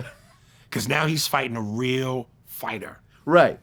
And, unlike Gervonta, who was physically a lot smaller than him, Anthony Joshua was 245 pounds. Yeah. I'm surprised he's taking this fight. Well, I think he's tired of people saying he's not legitimate. Well, I mean, And the he's whole been thing is- fighting non-legitimate people. Right. So Yeah. the whole critique has been, you want to be considered legitimate? Fight Right. somebody legitimate. Right, because even the Gervonta fight I thought was not legitimate because the weight classes are so different. Right. Now, Gervonta's a beast Yeah. in his weight class. But You're fighting someone way bigger. that'd be like me fighting Gary Coleman. You know what I mean? What are you going to do? Hit me in the inner thighs? Mini-me, right? Yeah, Just man. kick Come him, on, right? man. Come on, man. Yeah, I mean, I think Jake is going to get mopped. It might be reminiscent of, did you ever see the fight between Ray Mercer and Tommy Morrison? No. Oh, yeah, the white most dude. Brutal, The white one of the most dude, brutal yeah. knockouts of all time. Okay. That ref could have stepped in and stopped that, what could have been a murder, a homicide at any moment. But it's almost like he had something against white people. The Michael Jackson biopic is coming out. Yep. The trailer looks awesome. The only complaint I've heard people say Yeah. is that first scene where you hear Jafar Jackson put on the headphones and says to Quincy, "Can you turn the lights up?" or whatever he says. Yeah. They go, "Mike's nose wasn't that big." But okay. If the rest of it is what it's supposed to be, and it's his real nephew, so what? So that's his nephew. Jafar Jackson. Oh. I think that's Jermaine's son. Oh. Yeah. Okay. Yeah. Okay. I mean, honestly, it looks great. But they know with a Michael Jackson biopic, you can't mess that up. The whole world will be watching. You know, just like we mentioned with the Eddie Murphy thing, Mm-hmm. give me your top 5 favorite biopics. Because there's certainly some trash ones out there. But here are mine. You're talking about music biopics or just biopics? Music. Well, it could be anybody. But it's primarily music. But Okay. Because one of them's not music. But my number 1 of all time is Ray. Yeah, absolutely. Jamie Foxx. That's one of my favorite fucking movies. Yep. I like Chadwick Boseman and Get On Up, the James Brown story. I wouldn't put that on my top list, but go ahead. NWA. Yes. What's Love Got to Do with It? Tina Turner. Oh, yeah, absolutely. Yeah. Damn, what's my 5th?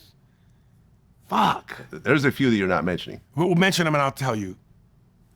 Okay, I mean, if you really want to be technical, Amadeus. You ever watch that? No. That's the Mozart biopic? Niggas in wigs. No. Okay, incredible. I mean, one of the greatest musical minds Is ever. it in your top 5? Yes. Okay. Amadeus, absolutely. All right. The Doors documentary. I didn't see that. Yeah, with Val Kilmer. Oh, my 5th one. The Elvis one. With Which Austin one? Butler. It was okay. I It didn't blow me away. I enjoyed it. Walk the Line. That's, Joaquin Phoenix. Yeah, Johnny singer? Johnny Mathis? No, not Johnny Cash. Johnny Cash. Yeah, Joaquin Phoenix playing I Johnny didn't see Cash. that. Oh, you didn't Let me- see let it? me- The only white biopics I saw was the Bob Dylan one. I didn't really love that one. I thought it was okay. Yeah, I thought it was okay. That was okay. That was the only really one I saw. Only one I saw. I mean, So you got Amadeus. That's one. Amadeus, The Doors, Ray, 3, NWA, 4. and Walk the Line. Walk the Line. Yeah. I can tell you some. Well, the ones of trash. That Whitney Houston biopic. Yeah. Garbage. Yeah, garbage. What do you feel about Ali? Will Smith playing Ali. Yeah. Good, but not my top. Definitely solid. He did his job, but not my top biopic at all. You didn't like it at all? It felt the whole time. Whereas like when you looked at Jamie as Ray, not one time that I go, that's Jamie. I believe that was No, that was Ray, yeah. And here's one I didn't mention that I probably should have mentioned. Matter of fact, no, let me take out Elvis and put Malcolm X. Okay, but now you're getting outside of music. I said it could be by anything. Okay, if you're talking about anything, then that actually opens it up to a lot of movies. But I'm just thinking of music. Well, point being, I'm just thinking of music right now because when I saw Denzel, okay. when I So saw- when- people mention 8 Mile. I don't think that's a top biopic. that's not a biopic. Yes, it is. It's 'cause about it's Eminem, him? it's Eminem's story. Okay. Yeah, no, it's about himself. I know, but I'm thinking about people playing other people. No, he played himself in his own biopic. Just should like, have just like 50 Cent played himself in Get Rich or Die They Trying. both should have had somebody playing them. Because I didn't think the acting was agree. great. I agree. I don't think they played themselves better than an actor could have. I agree. But to my point, to me, Denzel was Malcolm X. Now, Ali, it felt like I was watching an impression. Yeah. You know me, man. You're not my poser, man. You know, Ali says certain things in a certain cadence. Like he'll pronounce ring, rang. Man, when I get in that rang, he calls ring, rang. He says seconds, seconds. I'm gonna knock that man out in 4 seconds. When I get in that rang, and I felt like there were too many times Will put too much on it in trying to do it. I'll tell you who stole the fucking movie. Jamie Foxx's Boondini Brown. Oh, Okay. Jamie stole it. Boondini Yeah. Brown? Oh, Yeah. Jamie's a beast, man. Yeah, Jamie's a beast. There's no denying that. I mean, the Selena biopic was really good. I didn't see that. That's J-Lo. Yeah, I know. Yeah.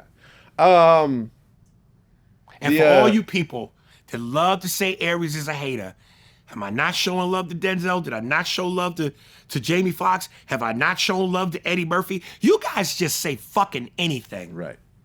I didn't really love the Bohemian Rhapsody documentary. I thought it was good, but not great. You know what? I saw that one and the Elton John one, okay. Didn't love it. I like the Didn't love it. Bohemian Rhapsody. The Elton John, let me tell you what took it out for me in the Elton John. There's a scene where Elton John is getting fucked in the missionary position by his boyfriend in the movie. Okay. And I mean, they show Elton on the bottom with the dude in between his legs, which clearly means his boyfriend's got his dick in his ass. You got to give me a disclaimer. You got to give me a delay. You got to give me a warning that says raunchy gay shit coming in 5-4 so I can do something else. That took it out for me. Well, right now, the Oscars for Best Picture, there's actually odds on it with BetOnline.ag. The number one movie that's destined to win the Oscars for Best Picture is One Battle After Another, -170. Did you watch it? No. Really good. I don't think I've even heard of it. That's with Leonardo DiCaprio. Oh, you know what, dude? That sound you made. When I would go to the movies within the last month or so, and they would constantly show that preview. 1, I got tired of them showing that preview. 2, did nothing for me. So Okay. when the preview popped up, I went, "Oh, this again." Well, let me tell you, Sean Penn killed it. Well, Sean Penn's solid, Yeah, but he but really Leo's killed it. solid too. Leo's and solid. Benicio del Toro. Yeah, Benicio del Toro killed it. Yeah. Tiana Taylor did a great job. Regina Hall, who I recently met, killed it. Like, it was just a great... Is it a good movie? Yeah, very good movie. Very good movie. I would put it... Okay, so my top movies this year... All right, number 1 is Magazine Dreams. I didn't see that. That's with, what's his name? Jonathan Majors. He plays the didn't see bodybuilder. that. Yeah, I didn't see Yeah, that. like slightly like mentally disabled, Right. like autistic bodybuilder. Right. Great movie. Number 2 is Weapons. Didn't see it. Great movie. Great horror film. Excellent. Excellent. Number 3, I think I would say One Battle After Another. And number 4 is The Long Walk. I didn't see any of those. None of those, huh? No. The Long Walk is an interesting... Who's in The Long Walk? No one famous. No one famous, but the concept is really interesting. So basically, in the future, America is like on its way out. It's like a third world country, and they're trying to get back on their feet, and everyone's like lazy and not really working. So what they do is every year, it's almost like a Squid Games in a way. Oh, this is the one where they're just walking, Yes. right? I want to see that. Okay. So basically, the concept is, and you find this out in the first 5 minutes. Right. I'm not going to ruin it for you. I remember the preview now. Yeah, so the concept is a whole bunch of young men, they apply and they get chosen to do this long walk. So they start walking, and at the point that anyone stops walking for They get more than like killed. 30 seconds, they get Yeah, killed. They get shot in the yeah. head. Yeah, no, I saw that. They get I a wanted to warning see that. first, Right. you know, but then if you get like 3 warnings, if you don't get up and keep walking, and you have to Yeah. maintain a certain speed. Yeah. You got to be like whatever, 3 miles an hour or something Right. like that. And if you stop walking, they kill you. And then the Yeah. person at the end gets to win all this money at the end. Yeah. But it's just I like remember that. conceptually, I'm like, wow, this is really a smart film. Like, Yeah. wow. And then you get to see all the drama along the way because you can't even sleep, right? Yeah. You get tired, all that. Yeah. And you're walking for like hundreds of miles. Yeah. That's a good concept, though. Good concept, right? And that's great on the budget because, Right. you know, it's just road. Just road, right? Just film on the road. Yeah. All right, so hold on. Let me just real break quick. this down. Okay, go ahead. Did you see the movie that everybody was talking about? Possibly The Rock being nominated, replays. Oh, the Smashing Machine? Yeah, and they said it did poorly at the box office. That and the Leonardo movie did terrible at the box office. Smashing Machine, I just watched. It was okay. Yeah. I could see. I think The Rock was trying to go for this dramatic And role. they said he was awesome. Nah. He was pretty good. The movie itself just didn't have a great script. Because they said, you know, the complaint on him is always, he's The Rock and everything. So this was like, it was saying it's a departure. Yeah, from, he looks a bit different, and yeah, I mean, it just wasn't a great film. Listen, Hollywood, the Academy loves to recognize roles where you either play some psycho, you're a biopic, or you're a retard. So for Jonathan Majors to be a bodybuilder retard, I would have thought he's a shoo-in. Well, but I feel like that was the time he was getting canceled, and the fact is, the number of people I've mentioned this movie to, almost all of them, just like you, have said I've never seen it. Yeah. Most people, and I'm mentioning this to people who are Jonathan Major fans, like yourself, I'm sure, right? Well, I wouldn't say I'm a You're fan. not a super fan, but you like some of his work, right? I might go see something depending. That's what on- I'm saying. Yeah, And the yeah. fact that you've never seen this, Yeah. and I feel it's the movie of the year. It's the movie of the year. Because it's like, I'll ruin some of it for you, right? Like, this is how crazy it gets. He's a bodybuilder, but he's kind of like autistic. He lives at home with his dad, who's kind of sick. And every time he enters these bodybuilding competitions, he comes like 8th place or 12th place or whatever. And he's got there's this white bodybuilder dude that he just worships. He's got like his posters everywhere, and he always writes them letters and everything like that. He finally meets the guy, and the guy ends up having sex with him. With Jonathan Majors' Yes. character? Yeah, he takes advantage of him. Because he retarded. Kind of, yeah. But the guy's married. He's talking to his wife afterwards. He's seen Jonathan walk out. He's like spinning on the ground. He's like disgusted with what he did. It's just Yeah. like, and then at the end, I'll just ruin it for you because I don't think you're going to watch it anyways. Well, you just ruined it when you said gay sex with a retard. Right. Then at the end, Jonathan's basically like, I'm going to go kill somebody. He basically goes to go kill the guy. And does he? He does, but then you realize it was just kind of like a bit of a dream sequence. So you actually see him kill him in front of like everybody. But he doesn't really kill him. He doesn't really kill him. Okay. Yeah. It kind of has kind of an interesting Yeah. ending. But I'm saying it was like so well done because he's got like anger issues, right? There's this one scene that's so brilliant, right? Because what happens was his dad is sort of a little bit off also. You know, he got his house painted and he calls up like the hardware company and is like, oh, we need a second coat. And he's like, well, sorry, buddy, we can't give you a second coat. So he goes to the hardware store and just smashes the whole fucking hardware, like just smashes the whole place. And I guess like the guys who own the hardware store, they find him at his house and just jump him and beat the shit out of him, right? So then he sees one of the guys out at a diner with his wife and kid. And he like sits down at the table with them. He's like, oh, you know what your dad did? And like, it was just like this crazy ass scene. I can tell you I'm never going to see this movie. You never go see this one? I ruined it for you. Nah. Well, okay, so One Battle After Another is the favorite, according to BetOnline.ag. Hamnet is number 2 at plus 275. Have you heard of this? Hamnet? No, I haven't either. Marty Supreme, number 3, plus 1,000. Sinners is number 4, plus 1,200. I like Sinners, but I wouldn't say it's one of my favorite films this year. What do you think of Sinners? I thought it was good. I Yeah. thought it was a Good, solid, but not great. A solid film. Solid I thought film. it was great for what it was. I'm just talking about great. Not for what it was great, just great. Because When when I it say comes what down it to was, this, I'm just talking about in terms of a vampire movie. right, it was a great vampire movie, yeah. but in terms of movies, I thought it was good, but not great. And I'm generally a Michael B. Jordan fan Yeah. across the board. Okay, so the next one is Sentimental Value, plus 1400. Never heard of it either. And the last one, which I just saw, now it's a long shot at plus 2500, is Frankenstein. I didn't see that. I just saw it. And that's nominated? I don't know if this is nominations, because the nomination's Right. actually out now. I think this is like what they're predicting. Oh, okay. Yeah, this is okay. what they're predicting. Right. Frankenstein was really good. Who plays Frankenstein?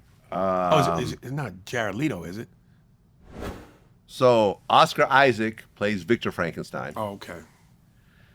And Jacob Elordi plays the actual creature. I'm not really familiar with him. He had a lot of like special effects going on because Yeah. he's this big, huge monster. Yeah. So I don't think anyone really known, but you know, Christopher Waltz is in it. You know who that is? Yep. He killed it. Well, he's solid as hell. Yeah, he's always solid. Yeah. But Oscar Isaac, you know who that is, right? Oh, you've seen him in a lot of films. I've never seen him. Yeah, he's in Star Oh, that dude. Wars. Okay. Yeah. He yeah. was in when they did Moon Knight, the Moon Knight Marvel series. He played the main person in Yeah, that. I never saw the Moon Knight movies. Yeah. No, he's a great Yeah, no, actor. he's a solid dude. Yeah, absolutely solid. I don't know, man, but Sinners, I mean, it might win, but I don't feel that this is like it was a good film, not a great film. I understand why it had the impact that it had, especially again for the culture. Yeah. Yeah. No, culturally it was great. Like the way they brought in like music Doing and the dance incorporated sequence, into yeah, it. yeah. You know what's interesting is Machine Gun Kelly got offered the role of I one of heard that, the vampires. He turned it down because he would have to use the N-word. Yeah. He's got a mixed daughter. Okay. Makes perfect sense. In his world, yes. Yeah. Yeah. I would probably do the same thing. Now, actually, I wouldn't probably do I would do the same thing. Yeah. I would turn down the role because I wouldn't want to see my kids, want to have my kids, see their dad saying that. Yeah, but okay. Listen, it's a personal choice, Yeah. but there's also something to be said for explaining the fact that it's art. It's not real. It's art. Okay. Is there something you would absolutely not do on camera? Of course, there's limits. Give me an example. I'm not playing Elton John in the missionary position with a dick in my ass. Okay, so you would not be raped by a man on camera. No, and you told me this story about the actor. Exactly. Yeah. So you would draw the line. Yes. So you got offered a lead role in a Marvel movie, but Where along there's the way, rape? What world is this? Gives the knew you would say Avengers a that. whole new meaning, nigga. Just call it the Avenger. I'm getting this nigga. Okay, what's a more realistic example? You might as well say Disney. All right, here we go. Martin Scorsese calls you up for the next big Leonardo DiCaprio movie, and you just have to get raped in the movie. Martin Scorsese calls you up personally, said, listen, Aries, those Vlad TV interviews got me thinking that this is the role for you. Martin Scorsese, with a big paycheck to go along with it. You play a co-star, but you just have to get raped by Leonardo DiCaprio at one point. Jesus. Let me be the rapist. Nope. You are catching, not pitching. Would you do it? $1 million salary. $1 million. A million? $1 million. What math are you doing? $1 million. So my dignity, Yes. my artistic dignity Yes. is on the line for after taxes. $500,000? I $1 million. got raped twice. So that's a no for $1 million? Hell no. Okay, $5 million. If they said $5 million. $25 million plus a back end. Okay, you're not gonna get $25 million because I Well, don't then you're not think gonna that have me Leonardo's probably not gonna get $25 million. Hey man, you ain't gonna set the table and then tell me what I can eat. You know what I'm saying? It had to be a superior set of circumstances. Okay, but you will consider it for the right check. The script, it's dependent on the script, the money, the the position in terms of the role. There's a lot of things, a lot of variables. Okay. But you would consider it. Yes, because again, it's art. Depending on how it's, the devil's in the details. Yeah. I mean, Hey, you know what's funny about that? what's that? I know there's some niggas that's gonna be in the comments like, man, I wouldn't do that shit for 20 million, fuck that. But it'll kill a nigga for 10,000. Some street nigga, I'll murk a nigga for 10,000, put 10,000 on a nigga head, he a dead motherfucker. So you'll really kill somebody as opposed to fake fucking. So you'll turn down, Fake get fucked. whatever, it's fake fucking. It's fake fucking. It's fake fucking Fake for 25 million in the back end, but you'll kill a nigga and take a life for 10,000. I mean, I'm sure that same person will probably do the film for free. Secretly. Secretly. You know what I mean? Like, you gonna put me in a real movie? You be Niggas like at a selling, theater? motherfuckers be selling wolf tickets, man. Right. Right. No, people always like to say what they would have done with your money. People love to say what they won't do when they don't have the circumstance in front of them Oh, that yeah. can change their life. Oh, yeah. Now, listen, I've gotten into debates with people where they're like, oh, the Richard Mille watch looks like a Casio, looks like my kid's watch, piece of shit. Why would anyone spend that type of money on it? Well, you can't afford that watch. Because once you start wearing that watch, you understand why that watch is worth But what they it's worth. also would be more impressed by the watch covered completely in diamond, Right. which probably ain't as high valued as that watch you talking about. Not at all. Not at all. In fact, if you take a watch and you cover it with diamonds, the watch itself is now worth less than what you paid for it with the diamonds. You see what I'm saying? So like, let's just say you take a $50,000 watch and spend $25,000 in diamonds on it. That watch is probably only worth $30,000 now. Right. It's still worth $50 if you left it alone. Right. But you add an extra $25 on it, which means you lost about $50,000. You pretty much lost the entire value of the watch Right. with the money you spent. But boy, you can get them niggas impressed with that shiny shit. Oh, that shit's gonna be a light show in the dark, you know? So that's the whole thing. People like to criticize shit that they can't actually afford. Like you don't really know what you're talking. Oh, I'll never buy a Bugatti. Well, if you can afford a Bugatti, you might actually consider it. Listen, they had some jeweler on, some legit jeweler, and I saw the clip of Tekashi with the watches, and he had like, this is a house, this is a house, this is a house, and then they had the guy on a split screen, and he was basically saying what you said about, first of all, he was breaking down the watch and how it's bullshit and all of that, and I just went, you know, subtlety is not loud. Real rich is not loud. It's quiet. You know? And there are people in the comments going, oh, man, you're a hater. What makes the dude a hater? Because he's breaking down what it really is? Or you just jealous? It's got nothing to do with jealousy. It's got nothing to do with that. Well, you know, Tekashi's house just got robbed by 4 armed gunmen. Incidentally, I hate that motherfucker. You hate him? I Why? hate Tekashi. Because, you know, when he says nigga, it makes me mad. Because just the whole look, and you know, I'm from Brooklyn, and you know, I grew up around that, and them people in my block, and I know motherfuckers say that. I grew up in that environment, so I get the pass. And I know I at one point I even saw Fat Joe kind of talk about that, how he said the word. But I guess as petty as this is, Fat Joe don't annoy me like Tekashi annoys me. Okay. All the talking, the snitching, the looking like a colored trickster rabbit, you know, I can't stand that nigga, man. And I think his music is garbage. Well, And it daddy bleaky bleaky, whatever the fuck he be saying, like what the fuck is that? wait. Let me hear the Tekashi impression. Oh, that nigga with the bleaky bleaky. How the fuck he be? That's rap?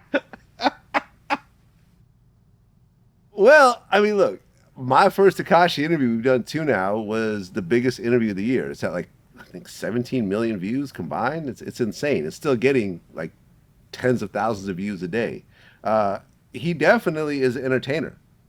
But regardless of whether you love him, hate him, the snitching shit, whatever, I don't think anyone wants 4 guys with masks and guns going into their house and putting your 60-year-old mom, you know, taking her hostage. Well, I don't hate him to that extent. I I mean, mean, that's really what happened. And listen, I met his mom. Like after we're done with the interview, she was like making corn for everybody. She gave me what's called elote, something, I forgot what it's called, but like the Mexican corn where they put the butter and the cheese on it. Like she made me one of those, and we talked a little bit. She's showing me like her son's like baby pictures, on the fridge and all that. Really, just a nice, it's all, older Mexican lady. You know lady. what it is? It's all the braggadocious shit. Just the blatant, look at me, I got all this money and shit. And here's the thing, again, I want all that shit too. But even if I had it, I wouldn't be loud with it past the fact that you see me wearing it. But I'm not gonna be putting it in the camera telling you, I got this is a home, this is a home. I'm not gonna pull a Floyd Mayweather and be on a private jet putting big stacks of money in Ziploc bags. Talking about you gotta keep the bread fresh. Yeah. You think Bill Gates does that? Warren Buffett does that? Mark Zuckerberg does that? Only niggas do that. Well, we never see Floyd Mayweather getting robbed. Because Floyd understands. Well, he keeps a bunch of goons with him. Well, actual real security. Yeah. And that was the whole thing because, at the time that I was there, like Tekashi didn't have like actual like 24-hour security. He lives in a gated community. So whoever robbed his house, they didn't drive in. They had to like basically like walk around the gate somehow and get into the house. They were trying to get the car and whatever. Like they're like trying to get the car key. So I'm like, what are you going to do? Drive through the fucking gate on your way out? You're going to get caught. I mean, I don't know, man. Listen, I'm not a big karma guy. Or maybe sometimes I am. I don't know. But like that one stunt he pulled where he was talking shit, where he was like, I will go to the nigga's hood and blah, blah, blah, blah, blah. And he went to some dude's hood in Chicago. O-Block. And people were making fun of him going, first of all, it's so late at night you can hear the birds chirping. Yeah, it was like 4 a.m. It's 4 a.m. Yeah. So nigga, you didn't go there broad day and talk shit. And it's just when you're that braggadocious and you're that obnoxious and you're that, arrogant, something's gotta humble you. Something's gotta humble you. Or going to prison. You know what I mean? Getting arrested. That's why when his mom actually almost got kidnapped before he got locked up originally. Yeah. Yeah, like the Well, nine trade that's bloods. why, look. When a lot of people come up to me, and again, this is how funny the internet is. You're going to have people going, man, you ain't that. I get a lot of people come up to me on the street, in my comments, yo, man, you one of the GOATs. Yo, you a legend, Unc. As flattering as that is. You don't like Unc? No. I don't like any of it. Because GOAT, listen, Eddie Murphy is the GOAT. Dave Chappelle is a legend. I'm not on that level. But if you want to call me that, okay. I would never call myself that. Because I think the moment you start being that arrogant, oh boy, them comedy gods tap you on the shoulder, nigga, watch this. And I don't want to be humbled like that. Yeah. So. Well, I just think that, people approach me and say similar things sometimes. I just think people just are happy to be in your presence. People don't call me the GOAT in what I do, really? In what I do. I'm not the GOAT. I'm fucking with you, man. Come on now. Listen, if you've inspired others, what I do, and Adam 22 or whoever, you've earned your place. Yeah. You've earned your what stripes. I do. I don't do comedy. I'm not an actor. I'm not a comedian. But for what I do, whatever. But there are so many people before me, that did it on a bigger level overall, like, Letterman. Oh, you mean guys Barbara Walters. with TV shows? Well, yeah. Yeah. Yeah. Okay. Although there might be some coming out via TV soon. We haven't made the announcement yet, but there might be some coming out soon. All right, knock on wood. Knock on wood. Well, the contract is already signed, but whatever. If that happens, you know who you calling, right? Yeah. Don't. It's not a question. It's a. Well, it might not be what we're doing potentially on TV is not exactly what me and you do. What would it be? Once I make the announcement, you'll see what I'm talking about. But it'll be your show. Yes. Well, then you can do whatever the fuck you want to do. Not exactly. Well, then it ain't your show. Well, listen, once you are with a bigger company, you have to work within the guidelines of that company as well. But it's still Vlad TV. Yeah, but it's something specific. Something specific. Trust me, if I could incorporate you into something, obviously I would. Like, look at how much work we've done together. Well, figure it out. Well, you performed in Saudi Arabia since our last interview. Yeah. And I got on the phone with you, and I said, yo, off the record, how much they pay you? You refuse to tell me. And still refuse. Which makes me think it was a lot of money, man. It yeah, was a lot of money. yeah, You're not telling me, and we have a business relationship, means that it's an amount of money that's going to make me gasp. No, it's just certain things ain't people's business. Okay, fair enough. Fair enough. I'm not even going to try to ask you at this point since you told me no before, but was this the most money you ever made off a single show? Yes. Wow. Yeah. Was it more than twice you've ever made for a single show? We're going to stop at the first question. Okay, so how was it? You know, it was an experience I'd never had, which is partly why I was looking forward to doing it. Plus the money. Of course.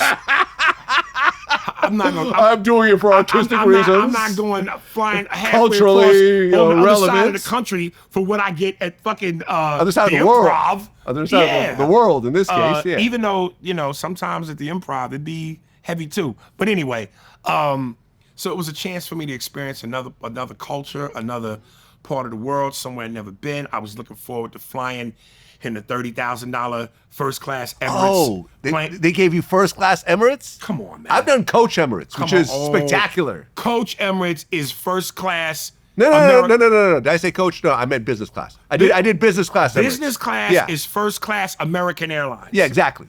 Emirates? We had a lounge. Emirates? We had a lounge in business Oh, class. goodness. First class, you know, and I had them take me around to show me first class, and I'm Yeah. like, ooh, this is nice. There's a bar in the back. Yes. A full-on bar. Yeah, there's a bar in business class too. There's a shower. Probably a better. in the- in the- No, in we the didn't have bathroom. showers. You We can didn't take have a showers. shower. Yeah. You have your own mini bar. You push a button and it comes up. The Yeah. TV is about the size of one of them foam things. Yeah. And it was just, you can close it off like a suite. Oh, Yeah. it was bananas. Yes. And you know, let me. This is what I mean when I talk about that mentality. When you read the comments, man, why you gonna pay that much money for the seat like that and we going to the same place? Yeah. That's broke talk.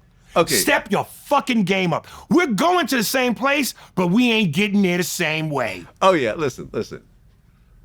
You know, and this is kind of goes back in the ignorant mind state. Why would anyone pay $150,000 for a Richard Mille watch? That shit look like a toy. I used to say that shit about first class tickets. I said, no matter how much money I get in life, Right. I would never spend 5 times as much for a ticket Until you do it. until I did it. And you get what you pay for. And you know what I said?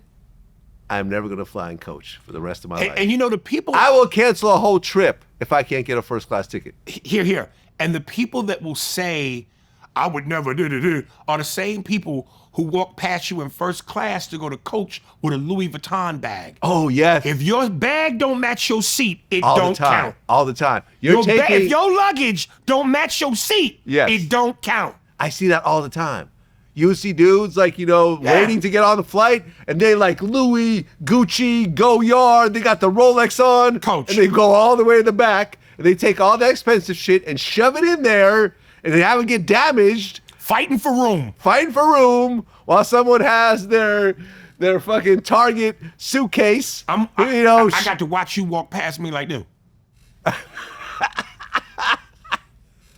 I know people gonna be like, Vlad's elitist, Vlad's, at the point that you start flying first class, and here's what I do. Like, I usually fly JetBlue.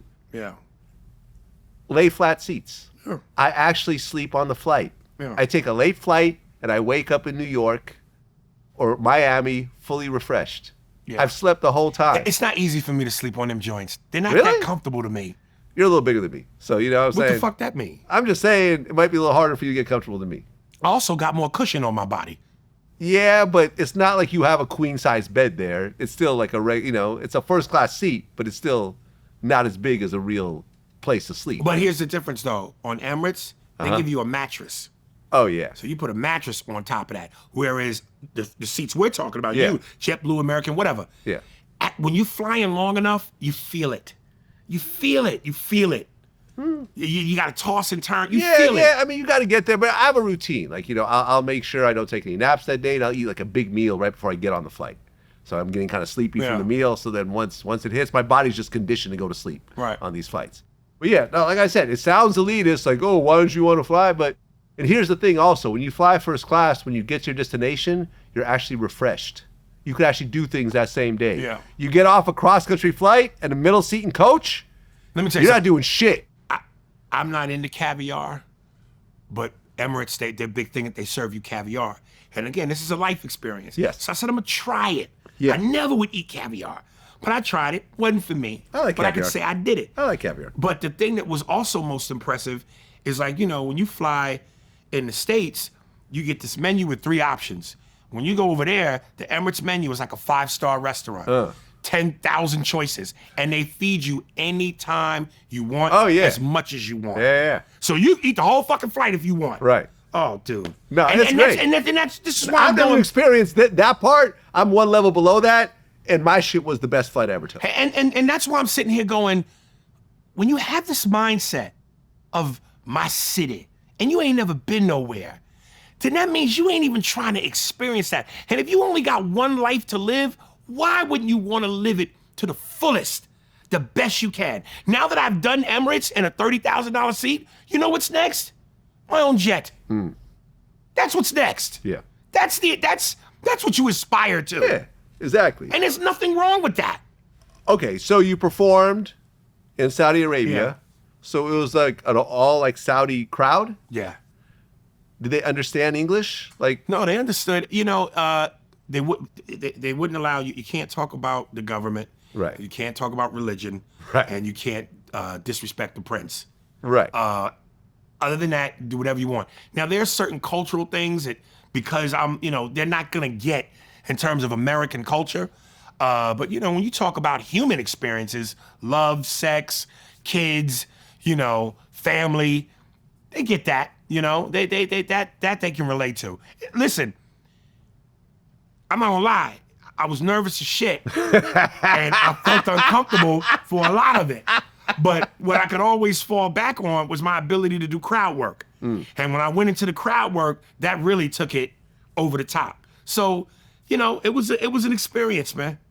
Yeah, I remember Dave Chappelle. I guess he was one of the early performers. Yeah. And he got on stage and said, "Oh, I feel I can speak more freely here than in America." And everyone's like, "No. You're not speaking." Bill Maher had Louis C.K. on his show, and Yeah. they talked about Yeah, that I remember moment. seeing that. It's make a Muhammad joke. See what happens. Make a 9/11 joke. I See what heard, happens. I don't know, but I heard like Chappelle and Kevin Hart probably got like $5 million apiece. Wow. Yeah. Bill Burr like $2 million. Wow. Yeah. Wow. Wow. Yeah, I mean, they got real money over there. Yeah. They got some serious money over there. Yeah. Okay. It seems like you haven't let off the UK rappers. I'm going through Instagram and you're still taking shots at them. I remember there was like a UK battle you posted. It said, "I would lift my foot up and sky Yeah, the that guy kid." was like, if I had a baby by you, I would deny that kid. I would walk right up to him, I lift my leg, and I would sky that kid. And it was like, "Oh, That's a bar? That's a bar? I would walk up to him and I would sky that kid. Well, listen. I'm gonna fuck this up, but Charlie Clips, I saw him in a battle where he said something about something breaking bread. And then I'm gonna fly over to England to fuck your bitch because she gonna give me 5 hours ahead. Oh, 5 hours ahead. 5 hours ahead. That's a fucking bar. Bars. That's a bar. It's a bar. What a metaphor. Okay. I'm gonna fuck your bitch in Britain and she gonna give me 5 hours ahead. Like a flight. 5 hours. And you want me to buy, I'm gonna sky that kid. Come on, man. Listen. When like that clip from our interview started to go viral, I got a call from my man Dizzy Rascal. He's one of like the OGs of UK rap, and he was like, "Yo, man, you was laughing a little too hard." You was laughing a little too hard, Vlad. I said it was funny. It wasn't funny. You was laughing a little too hard. Let me ask you a question. Considering how big these UK rap clips have gotten, if you got booked to do a show in London, would you do it, or do you think there might be a problem? I'm going to 3 cities in the UK. Oh. First week of April. Oh, I'm doing a big European tour next year. Okay. Yeah. That's what I'm talking about. I'm bringing That's security. What I'm talking about. Yeah. Bring fucking security. Shit. Definitely bring You think I'm gonna pull a security. Tekashi 6ix9ine and run through the streets alone? Oh yeah, I mean I don't know if you heard like there's this guy named Top 5. He's like one of Drake's guys. Yeah. He was in the UK and he was saying, "Yo, ain't no killers in the UK." Yeah. And somebody stabbed him in the neck like shortly afterwards. Is that like, right? Actually, like cut his neck open. Did he have security? I'm not sure. You would think he has somebody Yeah, I'm fucking with a condom on. because they got knives out there. Yeah, They will stab you. Yeah. Yeah, definitely bring security. Yeah. Yeah. Do they have like off-duty like police security over there? Yeah. Oh, I'm sure they will for the show. Yeah. That's who I would hire personally. Yeah. You know, because no one's really gonna go up against the cops. Think about that. Yeah. Well, one of my security guys, he has guys in London. Okay. Yeah. Okay, Yeah. so you're going, but with security. Yes. God damn it. Come on, man. Well, before I let you go, what's interesting is my man E40. Yeah, I hope you was gonna bring this up. Yeah. I was actually talking to him about like this other business idea I had that I was running by him. And I was mentioning I'm about to go interview Aries. He goes, "Oh, tell Aries what's up." You know, Once upon a time ago, he had me do a cameo in a rap video he did. Okay. And let me tell you something. Big love and shout out to E40 and the whole Bay Area. Yeah. Nothing but love and respect. But you know I'm a comic. And I gotta tell you, E40 got one of the weirdest delivery / cadences. He sounds like he's rapping while he got something hot in his mouth that he's eating.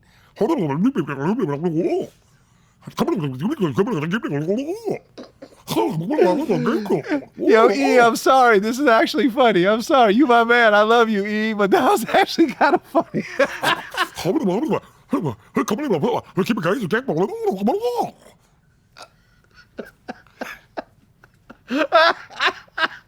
Calculation. But I got nothing but love for you. I got nothing but love for you, baby. I don't want no smoke with the Bay Area, nigga. No, you don't. At all. That's where I'm from, man. That's where I grew up. Yeah. Yeah. That's like where I really call home. But you know, Yeah. I live in other places. And E40, man, you gotta handle like E40. He's one of the OGs in the Bay Area. One of the OGs, Yeah. man. And he's really one of the only dudes because the thing about the Bay is that everyone that hits a certain level in the Bay, they move away. Yeah. You know what I'm saying? Too Short moved away. Yeah. I moved away. Like everyone. Well, Too Short's still out there, isn't he? No, he's in LA. He's been in LA forever. Because every time I go to the Bay to do a show, he comes to my show. I mean, he performs there a lot. Yeah. I'm sure he probably got a spot there, but Yeah. last I checked, he lives in LA. Yeah. You know, most of the time I've known him, he's been living in LA or in Atlanta at one point. No, but E40 is really one of the biggest artists in the Bay that's always stayed in the Bay. Yeah. Like he's from there, he stayed there, he's made that his home. Love you, Anyway, E40. You know it's jokes, nigga. You know, and man, not only did he get successful on the rap thing, but he also has a whole liquor line, he has Yeah. a food line, and you know, he sells lumpia. Good dude. He a good dude, man. Great dude, man. Great dude. So, what do you got coming up before I let you go? Like I said, I got a European tour. I think it's last 2 weeks in March, first week of April. I'm gonna be in Switzerland, Sweden, France, Germany, London, 2 other spots in the UK, Belgium, Brussels, and then finishing out with the tour. I just did a little movie where I did one scene with James Franco. So we'll see, man. We'll Okay. see. Yeah. Okay. And I just feel like right now, man, it's like you just got a lot of attention on you. You know, social media has done its job. Yeah. Because you, like you said at the beginning, you don't know what's going to hit. Yeah. You don't know. The fact that it went off on TikTok with all these boings and everything else Yeah. like that. And the thing is that it's people with like these small accounts. Yeah. It's not even like big celebrities retweeting Well, or it's whatever almost else. like a California wildfire. It starts off burning in one section, and the fans flame it. Yep. And before you know, it's out of control. Yeah. So Yeah, man. I'm glad it's benefiting you. I'm glad it's benefiting you too. Well, it's getting more views. Yeah. You know, like it's gotten more views before, but at the end of the day, you pick and choose what you actually want to go out there. So, you know what I'm saying? Some of the stuff you're cool with, some of the stuff you're not cool with, but at the end of the day, it's, you know, I'm waiting for him to look up. yeah, Raise, nigga. raise. Raise, baby. Another raise? Yeah. Well, that's what it is, man. Aries Spears. As always, make sure y'all go support the podcast, Spears and Steinberg, Spearsburg Pod on YouTube. That's the channel. Hit like and subscribe. Slide into my DMs. I'll send you the links. Start from episode 1. Go in order. Binge Spears and Steinberg Podcast. That's what it is. Till next time. Yup. Peace.